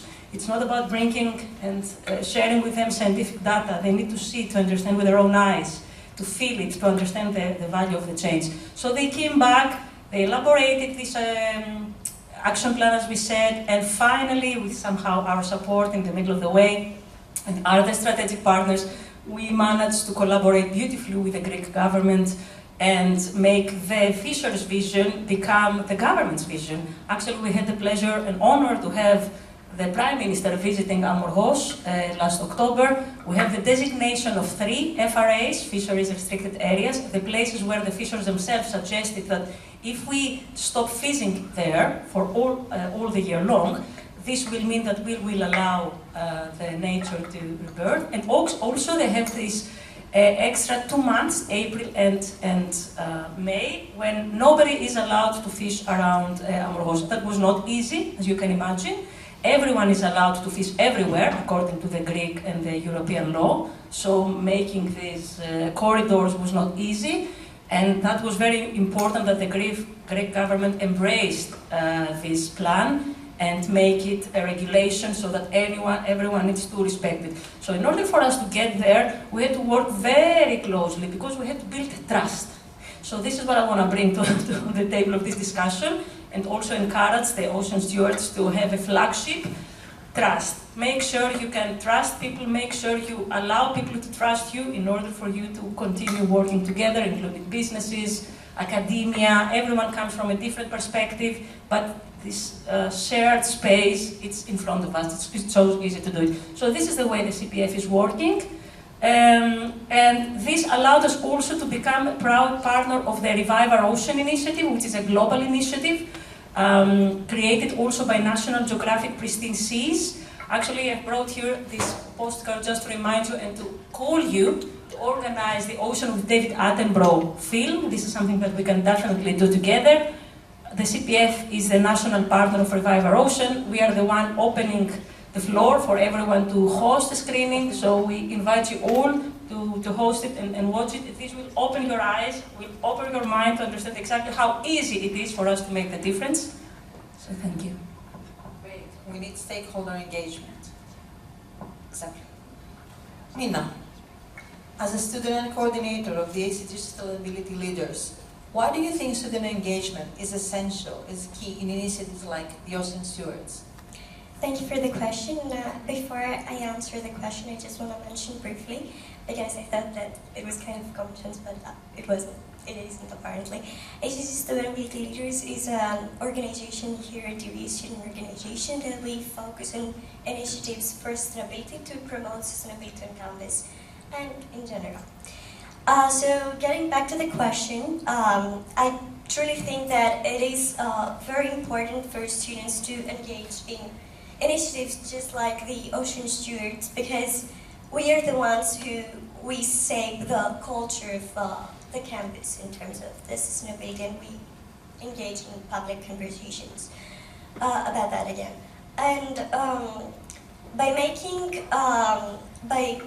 doing that, we make sustainability feel lived and visible, rather than just, abstract or an institutional goal. And again, by that way, we bring energy, creativity, and peer-to-peer influence that can help, spreading ideas across the campus. And specifically, now for the initiative of the Ocean Stewards, student involvement helps to, connect awareness with action and long-term participation, which happens a lot with the Ocean Stewards because, it's an ongoing program. Thank you. Great. Alice, the Ocean Stewards initiative brings together education and environmental action, technology that is essential, and community engagement. From your perspective, as Climate Pact country coordinator in Greece, why are these types of cross-sector collaborations becoming increasingly important in addressing today's environmental and climate challenges? Thank you for the question, but before that, allow me to disagree with one sentence that was said from Eleanor. Even though I agree with most of what he said, that local communities know. It's 50-50, they know. They know what they see. And they see not the sea, they see with their eyes. I will bring an example. It's semi-ocean. It's an island very close to Athens, just 2 hours, a favorite island. The people there, they're very, very, very proud that they have a massive amount of electricity charging stations for the cars, so they can accommodate their visitors during the summer. But they're really proud. When they are talking, we have station here, we have station there, we have station in this village. But during the winter, when the visitors are not there, they are protesting every day, and there are posters every day that we do not want photovoltaics or wind turbines in our islands. They do not know how these electricity stations are charged, and they don't know the cost of bringing electricity to their island. If self-production is not there in a sustainable way, this means that they cannot be proud of the electricity stations. So it's a matter of collaboration, it's a matter of trust, it's a matter of networking, and it's a matter mainly of local action, what European Climate Pact actually represents. There are people around Greece, they are trying in multiple ways to do local actions, to tailor local actions to the needs of the communities, to the needs of the cities or the villages, and they're trying to connect the dots from the government, the local governments, non-profits if they exist in the region or in the wider area, with people that they are willing to learn and to learn something different and to enhance their knowledge on the topics, so that all together can be part of the solution. Without cross-sectoral collaboration, there is no result. It's not a one-man show, it's a show for many, many people, but the magical word I can take is collaboration. It's always about collaboration and teamwork. Can I decline? Definitely. Definitely. Distinguish what I was trying to say before is that the local communities know what's happening in regards to the pollution. They see, they know. What you were talking about is what actually the European Climate Pact says. Which, by the way, I had designed it when I was in Luxembourg for this, okay? So it's very interesting to know. And I know this very well. Because my company at that time designed it for the European Commission, so the aim for that was to educate them and understand basically how the technology works, what energy efficiency is about, what climate change is about. But I was talking before, it was more about the local communities. We actually see the consequences of the pollution, of the marine pollution. And when I watched the documentary, Forgotten Pacific.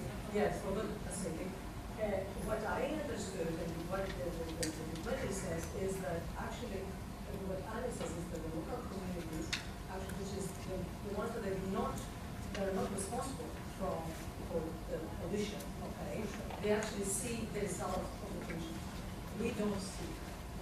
DC. What you're referring to is the education. I totally agree with you. I totally agree with you that the local community should have in place in order to understand, even if we decide, let's say, as Envoy to, and we see this as Envoy a lot, and in many regions, that they will not allow us, let's say, to go for the renewable energy sources, or even now with the offshore side, there will be a lot of, let's say, reactions. And in that case, you need people to be educated, okay, in order to see the benefit that what is coming. Even, let's say, if we want to have energy independence, okay, for energy security in the islands, they will not understand that the only way that this can happen is by having, let's say, wind farms. Yeah, exactly. So I totally agree with you, but this is what I was referring to.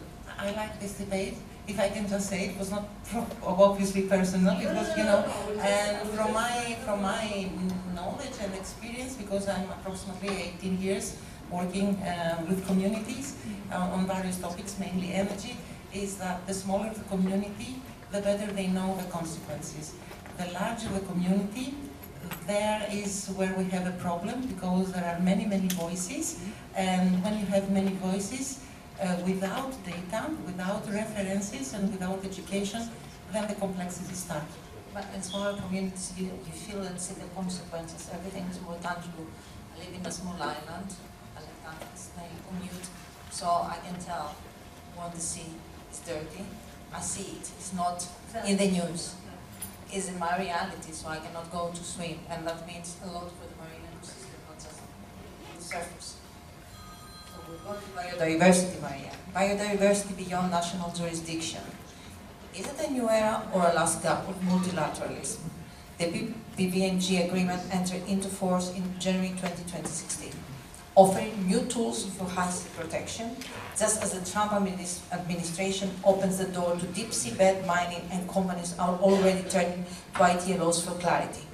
Do you believe PPNG heralds a genuine new charter for ocean governance, or are we witnessing the final moves or a failing multilateral order? And to that, I would like to ask you about submerging data centers into the ocean. Yeah, not only submerged data centers, but actually a whole lot of other information. And let me pick up on the cooperation aspect, adding on to that the second element that we have just discussed, which is the foundation of science. And I think that is exactly what it is that we need when we're talking about diversity, or whether we're talking about pollution or climate change or anything, any kind of environmental impact at sea. We need to come up with proper regulation. How do you regulate? You identify the problem, you come up with an acceptable solution, and you make a rule, you create a norm. What is a norm? This is a certain type of behavior that has attached to that a sanction. You have to do it this way, or don't do it this way, because if you do it the wrong way, something bad is going to happen to you. This is law 101 in the simplest possible form. What is it that we're dealing with here? We're dealing with the state, because the state is actually the source of regulation in today's environment. It's going to stay on for quite some time. The state would actually undertake certain obligations, and sometimes the state would actually act on its own. Why? Because rational thought still prevails. Not always. The state occasionally needs to be prompted to act. And that is where local communities, that is where the citizens come in. We come out of an exercise on advisory opinions on climate change before several international tribunals. But also we come today to appreciate a series of local cases that have been brought first in a domestic legal order before courts and tribunals, and then before the international community. couple of years ago, Billy Against Australia, indigenous communities in the Torres Strait up to the far north of Australia challenged the government policy on biodiversity and protection of the environment, and they said, you know what, if you don't do anything, then climate change is going to just change our communities beyond any description. And our way of life, which is attached to the everyday things of fishing, of doing certain things at a certain point in time, would simply not be possible. And part of our cultural understanding of the world, our religious practices, our identity at the end of the day would simply disappear. Billy and the families of this community won before the Human Rights Council. Why? Because they've lost at the national courts and tribunals in Australia. And that prompted the Australian government into action in compliance with the decision, quotation marks, it's a quasi decision, but never mind, of the Human Rights Committee. At the same time, every time you go to court, every time you come up with this kind of norm, you end up trying to redress something that has already gone wrong. You don't go to court unless you are a victim, unless some type of harm has actually occurred, isn't it? What is important nowadays, and it is actually the key for the preservation of biodiversity in the oceans, is prevention. And therein comes industry, the private sector. Because what we call today corporate action, corporate social responsibility, or anything along those lines, is in fact a type of preventive action, where the corporations, the private sector, comes along to help the state. The state exercises enforcement. The private sector is there to make sure that there is no breach, and therefore there would be no further need of enforcement. Why would all this happen? Again, that's the rational approach to things, because this is a win-win kind of situation. If corporations make sure that they take into consideration the whole cycle of their business in conducting an environmental impact assessment, for instance. So if you go drilling, then you also need to take into consideration the livelihoods concerned, but also the life cycle of the marine environment. If you're actually talking about laying cables and pipelines, you need to go back and revisit the rules. The rules go back to 1884. They are old rules, and we have new needs, and we are now redrafting those rules simply because we're always reacting to something that crops up. Law is by definition a reactive subject. We need to do that, and we're doing that. I'm actually involved in doing these kind of things. And we do need good input, because at the end of the day, I don't know how to come up with an offshore installation. I have written on it, pages and pages and pages, but I cannot actually lay a cable. I need you to come along and tell me, how do you go about that? Where's the problem? What is it that we need to know in advance so that we know that? And I think that in this kind of knowledge-based cooperation that really requires the involvement of all parts of society, that's the only way to go ahead, because simply there's no other way. True, but try and tell that to tech giants and data centers and submerging data centers. Well, sometimes in you the need ocean. Sometimes you need to go to, and that would be my final word. Sometimes you need to just talk to the governments. I mean, the fact that the current U.S. administration has decided to just unplug a whole system of data monitoring in around the continental United States is simply suicidal to my mind. I mean, it doesn't make sense. It simply doesn't. Okay, sometimes, you know, people get crazy. States commit suicide. We've seen that. We've been through that. We survived. What can I say? Let's move from suicidal attitudes to private sector role in marine governance. The Ocean Stewards brings together government, ministries, all diverse stakeholders like research institutions, for example, and civil society. Where does the private sector fit in this alliance? As a funder, co-designer, or something more transformative? Well, definitely funder, okay, because we do hold the money, so therefore, you know, somebody has to implement. I mean, somebody has to do the research, somebody has to do the regulation part, but somebody has to implement. And usually the private sector is going to implement. And I definitely agree with Maria that the private sector should talk to the government, and we do talk to the government. And it is true that the law is always, reactive and not proactive, but we have a very good relationship with the ministry, and for that reason, that when something, the technology, you cannot stop the technology, okay, and the business will drive everything else. So therefore, if there is a need for production of a new business or a new solution, you'll definitely go back to the government asking whether the appropriate laws are in place or the appropriate infrastructure, and I think that it's in their benefit basically to be open and discuss the issues, because that helps also the country, okay, to further let's say develop.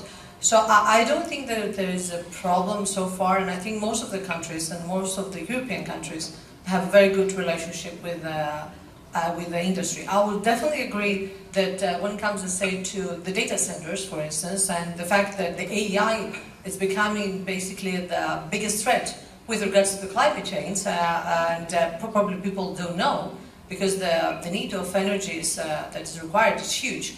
And I'm not sure, again, whether the European Commission has taken into consideration for the Green Deal at that time, back in 2019, that the AI will just, acquire basically such a huge, energy consumption. Therefore, again, they need to go back to revisit their law, the regulations, and this is something that the industry has actually, at the beginning I was very against the fact that every year we had to deal with a new revised regulation. Even with the CSRD, we have discussed this many times. The policy came along, the law came along, the regulation came along. Everybody was spending a lot of money, hundreds of thousands of money, in order to be ready for this regulation, and the European Commission took it back.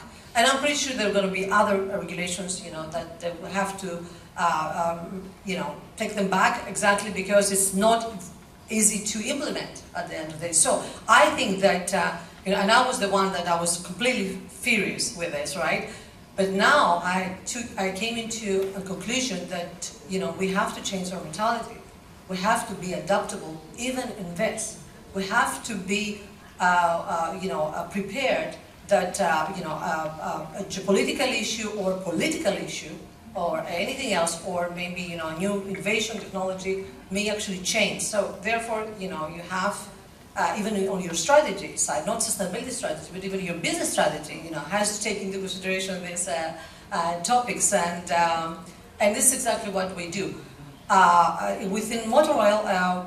We see that we need to support the marine environment, and as we do it with land-based and with a seed bank, and we want to help with the Posidonia, okay, which is the biggest natural carbon sink, and I think this is what the industry should be doing, basically, because we cannot stop our business, okay, at least, start spending towards protection of the environment, and this is my say. Perfect bridge. Helena mentioned Posidonia. Yes. Which was Posidonia. The last topic I wanted to refer to, but I don't know, Pavlina, do you have revive, our ocean. Yeah, no, I'd like to go, because I mentioned Revive Our Ocean, and again, I'm inviting everyone to host a screening, it's an amazing thing. I wanted to mention Poseidonia because, as I said before, we don't need to do huge things, small targeted things can create a fantastic impact. And this is again a story of a win-win situation. When we said before, we need to save the oceans. If we save the oceans, we save the world, as David Attenborough says in the Ocean with David Attenborough film. But what does it mean, save the oceans? There are so many issues, so many challenges. So let's start what is close to us and what is easy for us to do. So saving Poseidonia meadows, the seagrass, right? The one which is endemic here in the Mediterranean, in Greece. We have realized only the last couple of years, actually academia researcher was saying, but we were not listening, that we need to improve our legislation. There is an issue with unregulated anchoring, for example, and we have hundreds of thousands of visitors coming with yachts, who, without even knowing or without even wanting, they damage with anchoring huge amount of Poseidonia. It's so rare, so difficult for it to be restored again. So we're talking now about active and passive restoration. Let's start with the easy thing, passive restoration. Let's remove the threats. Let's make sure that the Greek government, the Greek state, will have a regulation soon to make sure that we will protect the places we need to be protected. These areas needs to be, as part of spatial planning, as you mentioned, part of the deal for the businesses to know where they're operating, not. The local communities need their Poseidonia oceanica in the sea. This is why we have this crystal clear, beautiful seas that everyone wants to come here. And actually, I want to mention, because at CPF today we launched a new summer spot. It's about the banquets. So Poseidonia, it's not visible only in the sea where we see these beautiful leaves. No, what we see as these seaweeds, which are not seaweeds, they are the dry leaves of Poseidonia, which are coming back to the coast, and we all say, oh, yeah. Well, it's not yeah. It's the sign that shows us that it's a fantastic sea to swim, and actually if you remove this seaweed from the coast, this will bring erosion, this will make the coast, the beautiful coast, our beaches, stop being as beautiful as they are. So our new spot focuses on this thing because it's a matter of awareness, of education, as you said before. People need to know what is precious for them to protect. And we organized the first Seagrass Forum about a month ago. We had many industries, many businesses, private sector was there, yachting companies, hospitality sector, because they need to become allies on what we all need to do together. Municipalities were there, NGOs were there, and of course, researchers and universities and HMR was part of it. So small wins make a huge impact as long as we have all the data in front of us, and there is always space, I agree, there is no dead end. There is always space for bigger wins. Thank you. Thank you. Every response would provide food for thought for another panel discussion or even a forum. You mentioned yachts, and I would like to welcome Gerasimos Gerolimatos here, the director and founder of On Deck Media and Olympic Yacht Show. He would have a lot to say on marine tourism and the protection of the environment. I hope in one of the next panels. We are approaching as the clock is ticking to our final questions. Alice, young people are often described as a generation that will inherit the consequences of climate change. How can initiatives like the Ocean Stewards help transform environmental awareness into meaningful and lasting engagement among younger generations? Thank you for this question, but I have one comment for the artificial intelligence. I really like the discussion. Sorry for that, but another idea for a panel, Anya, or as a policy breakfast that we're organizing as part of the European Climate Pact is to evaluate all these companies that they are claiming that they are sustainable, but they are not reporting that artificial intelligence platforms are their suppliers. So how can you claim sustainability when you do not claim one of your main suppliers? Because 50, 60, 70% of the work and the job done is done through artificial intelligence, which is okay, but we need to report it in a proper way. So when it comes to young generation, they are pretty much aware. I'm working with schools, I'm working with kiddos, 5, 6, 7 years old. I'm working with high school, I'm working with university students as part of the European Climate Pact and as part of other INSEP activities. And yes, the young generation is educated, they are aware, and they are willing to take action if all of us are going to lead them to take action, and we are not putting barriers in front of them because they don't know, they are not so much aware of what they do, and etc. etc. So, data are there, young generation loves data, but we need to connect data, education, with real action, because this is what is triggering the young generation. One very small example, which is not ocean, but it's by the sea. 2 weeks ago, I was in Xiromero, Etolokarnania region in Astakos. I don't know if you're aware, in Etolokarnania, it's the biggest living oak forest in Europe. The biggest one, mild oak. It's in Europe, and oak in the Balkans. The only that knew about this forest and the importance, the biodiversity and the importance for the ecosystem were the people aged 70, 75, 80, because they had memories, how the parents were taking them around, and they remember how they were taking everything from Astakos to be sent to Mytilene to extract some tannins. And with these tannins, I don't know the English word, virsodepsia. It's difficult. Leather curing, yes. And this tannin was sent to Thessaloniki. Imagine a road 70 years ago from Astakos to Mytilene to Thessaloniki.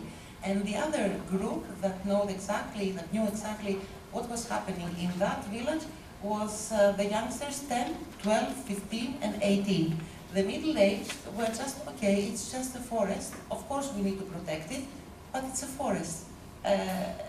So, meaning that the youngsters, the young people, they have the willing to know more if we're giving them tools, if we're giving them with knowledge, and if we're giving them, if we trust them when they're doing local action. And this is something that we see across Europe through the European Climate Pact. Tannin. Okay, tannery, okay. Thank you. Virsodepsia. Thank you, Bernard. And we're going to conclude with you, Mina. How do you see ECG sustainability leaders contributing to the Ocean Stewards during the coming academic year? Thank you. So what we did from the first day is to act as ambassadors, mobilizers, and co-creators of this initiative, and we will continue to do so for the next years. Our main goal is to make Ocean Stewards visible across campus and encourage the students to feel more like that they own kind of the program, and to make it not symbolic, which is something very important, and connected with the concrete actions and opportunities of that program. And how can we achieve that? By involving them in student projects, awareness campaigns, through volunteering, peer engagement, events, and collaborations, why not, even with courses and the faculty, professors, and staff. Excellent. As time is pressing, I won't proceed to a third question because, however, I would like a last comment or remark from each one. I'm sure you have a lot to say. As I said, we could use 2 or 3 panels, but could it be a plug? We're setting up a summer school on the law of the sea in Avgerinopoulou. Not by chance. Please apply and come and join us. for a very simple reason. We're going to talk knowledge, we're going to talk law of the sea, we're going to bring our students to the seaside, and I'm talking to Elizabeth so that you can actually pick some garbage around the way. But we also need to bring them there so that they can actually understand what it is that we're talking about, talk to the locals, pick up the local knowledge, talk to the financial arrangements, because the forest in Avgerinopoulou has to do with the economy, and they need to be aware of the economic cycle. That's it. That's what it is that we're doing. And it is actually designed to deliver. I'll let you know next year what else we can do. Good idea would be at a certain point along this school to teach about blue economy and abandon the monoculture of tourism, because you have the locals to transcend their knowledge to the students. In places like Hydra or over-touristic, you don't know who's going to transcend the knowledge to whom. Hydra is so manicured that it goes beyond. But let me, we teach our students, I teach a course in environmental and energy law, and we teach our students all the necessary parameters, not just the environmental element, the financial element as well, not the regulatory aspect, but also the industry aspect. Why? Because we want them to be ready for the real world. You know, it's surreal these days. As I always say, when we start school, we present the world in neat little boxes. So you do have your little squares, your cubes, and you play around with them. As you grow old, your cubes need to be broken down, because everything is interconnected. And unless you can pick and choose different tools from different boxes and put them together, and sometimes come up with alternative uses of those tools. You know, you can nail something on the wall with a hammer, but you can do that with your shoe as well. I mean, you know, think out of the box. That is what it is that we're doing, and we absolutely need to continue doing that to survive. It's not a question of being good citizens or even good humans or anything like that. It's a question of survival. As simple as that. We will sponsor this event, okay? I'll knock on your door. I think what I will say is that, first of all, everybody should actually buy these beautiful pens that OS has actually developed in order to clean more beaches, okay? And, the last thing I want to actually say is that congratulations to the Ocean Stewards, and I think we need more initiatives like this towards to the ocean. And I hope that, you know, it's our honor basically to work with you guys, and we're here to support. And we hope that, you know, next time we'll go to Envoy to do this event and have a discussion. Thank you very much. I'm almost a Morgian, you know, after all these years, so I feel I could speak on their behalf. Don't come in the summer. And actually, if we want to make sure that we engage someone, make sure when you design something, make sure you listen to their needs and their availability and their capacity. The summertime is not the best period, you know, for any Greek. All right, whatever. Mr. Karaiskos is always open to invitations, but if you really want to engage the locals to any activity, don't make it, if we're talking about the Greek islands, we have wonderful springtime, autumn time, even winter time. Do visit the Greek islands, you know, you will listen to me. And this way, actually, I would like to finish with that, when we are talking about the local communities, make sure that even when you design something, wear their shoes, you know, like ask them from scratch. Only this way they will be actually engaged, they will feel they have ownership on what you're doing, they will be supporting you, they will ensure sustainability, because at some point you will leave the funding will stop. Like your volunteers will have other activities, other interests. Your program will have a timeline and will stop. They will remain there. That's why I'm talking about trust and respect. Make sure you include them from scratch. Make them feel it's their case.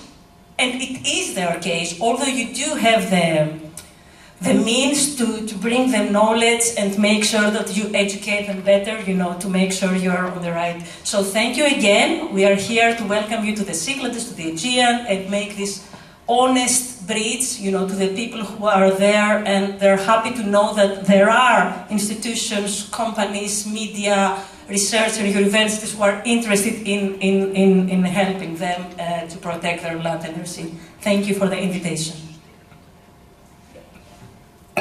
Mina, would you like to say something as the last comment? Just a final comment that pretty much sums up like everything, is that what we're really trying to do here is to make the campus a living cloud for sustainability, where students not only will learn about the environmental challenges, but will also actively contribute to developing and implementing the solutions and making sustainability, as I again mentioned before, visible and a meaningful part of everyday life here and the campus. Thanks. Alice, is it Alice in environmental? To close this. Yes. Alice, is it Alice in environmental wonderland or an environmental wonderland its universe is about to achieve? It depends. It depends. As a closing, first of all, congratulations for this initiative. Thank you for the invitation and really enjoyed the discussion. And as a closing statement, I can say that no matter the color, if it's blue, if it's green or beige, because we always forget the beige color of the deserts. It's part, the very, yes.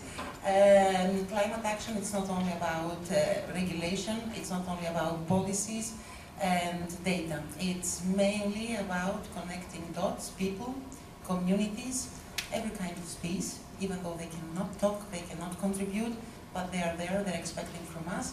So yes, local action should be part of our life. Even one single step, once a year, from every citizen of this world can make the difference. Great, thank you. Thank you, ladies.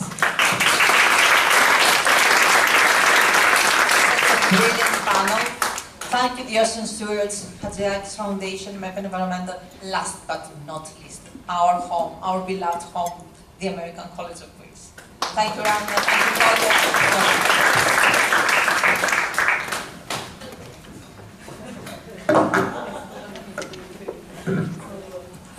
Thank you to Ms. Proteu and all our panelists for this very informative session.